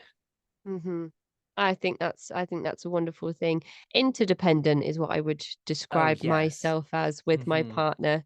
I was very independent when we met, Mm-hmm. and I was very dubious of becoming less than independent, but over time we've become, very interdependent on each other, and we are a team. And I wouldn't Mm-hmm. want to be on any other team. And I'm trying Oh. to stay away from organized groups, but me and my partner, that is a team I want to be on, and it's wonderful. So I do agree with those sentiments as well. And who knows who knows what your work has done? Your talk may have been the catalyst for other people at that university and further afield to speak up for themselves, to really take ownership Mm-hmm. over their own lives and their own autonomy, and say, actually, I am going to take a leaf out of Andrew's book, and I am not going to do this anymore. And it can't be underestimated the effects that one of these conversations can have on one individual who is talking. Maybe an individual who's never heard of the term religious trauma before, or rapture anxiety, or has never even considered what Bob Jones University might be like and whether it would be a good fit for them. It's incredible to sit back and think about the impact that this work can have on people's lives, and especially with things like the Indoctrination podcast. It's one of the best, most informed platforms out there in the world, and to be a part of that community is quite something special. So I really appreciate you, Andrew, and I appreciate all of the work that you're contributing towards the field. And I do hope at some point, when it's right for you, that you're able to kind of sit down and have a break and take some Yeah. time for yourself. um a hobby that is not going to land you in any trouble. I always say, oh, maybe you should find a hobby, like like learn salsa, but then who knows what the salsa leader might be like. we I just feel like I see the signs everywhere now for potential dangers, but Yes. that's not a way to live either. And I'm really excited to listen to your limited series. I imagine there's so much information in that you haven't been able to explore in this episode. Mm-hmm. And Yeah. and I'm excited to see where your work goes from here, Andrew. You must have a lot in the pipeline. Yeah, I know. Thank you so much for this opportunity. And yeah, I do need to take a break, but we'll see how far in the future that will be. But yeah, like it's just it's been incredible to be in this space, and thank you too, like for the work that you're doing, and just you put yourself at risk. I know a lot with the people that you call out. So thank you for the risks that you're taking, and just all the time and dedication. Like you have this podcast, and I saw you recently have a new podcast. It's like cult news, which Yeah, I'm it's excited just about. daily cult news, just daily cult news, 5-minute episodes of things happening like yesterday. I went to release an episode on the Proud Boys. It was just an overview. Okay. And then just as I went to release the episode, the verdict came out of the court that the jury had found 4 members of the Proud Boys guilty of sedition. So I was like, oh, now I'm going to have to go back to my episode and put in a little segment saying they've been found guilty. But yeah, it's just cult news. It's just daily cult news about things happening in Uh-huh. in the world to do with cults and coercive control. And I thought that I might be able to do 1 or 2 episodes a week, but it turns out that actually I could do 2 or 3 episodes a day. It's pretty wild once you start getting into it. It's I think both of us might need a break. I think Yes. I might be losing my mind a little bit. I feel like some days I'm like, wow, humanity is amazing. So many people are coming forward to share their stories and it's really inspiring and it's really brave. But then on the flip side, I'm like, oh, but why do we have to share these stories to begin with? And then I start to go into that spiral of nothing in the world is good. And I feel like I am in those two places. I'm in one place or the other, and that in itself is quite tiring. So maybe we both need a break. Maybe we both need to hop on a plane Yes. and go somewhere warm and sunny and do something Yes. that is not cult related. What that is, I have no idea at this point. But it is getting late here, so I'm gonna say good night and go and check on the children. But I appreciate you. Thank you so much, Andrew, and I really, really hope that you enjoy the rest of your day. Thank you, you too. Thank you again for having me on. Thank you, Andrew. Take care. Bye, bye, bye. All right, I'll see you. Bye.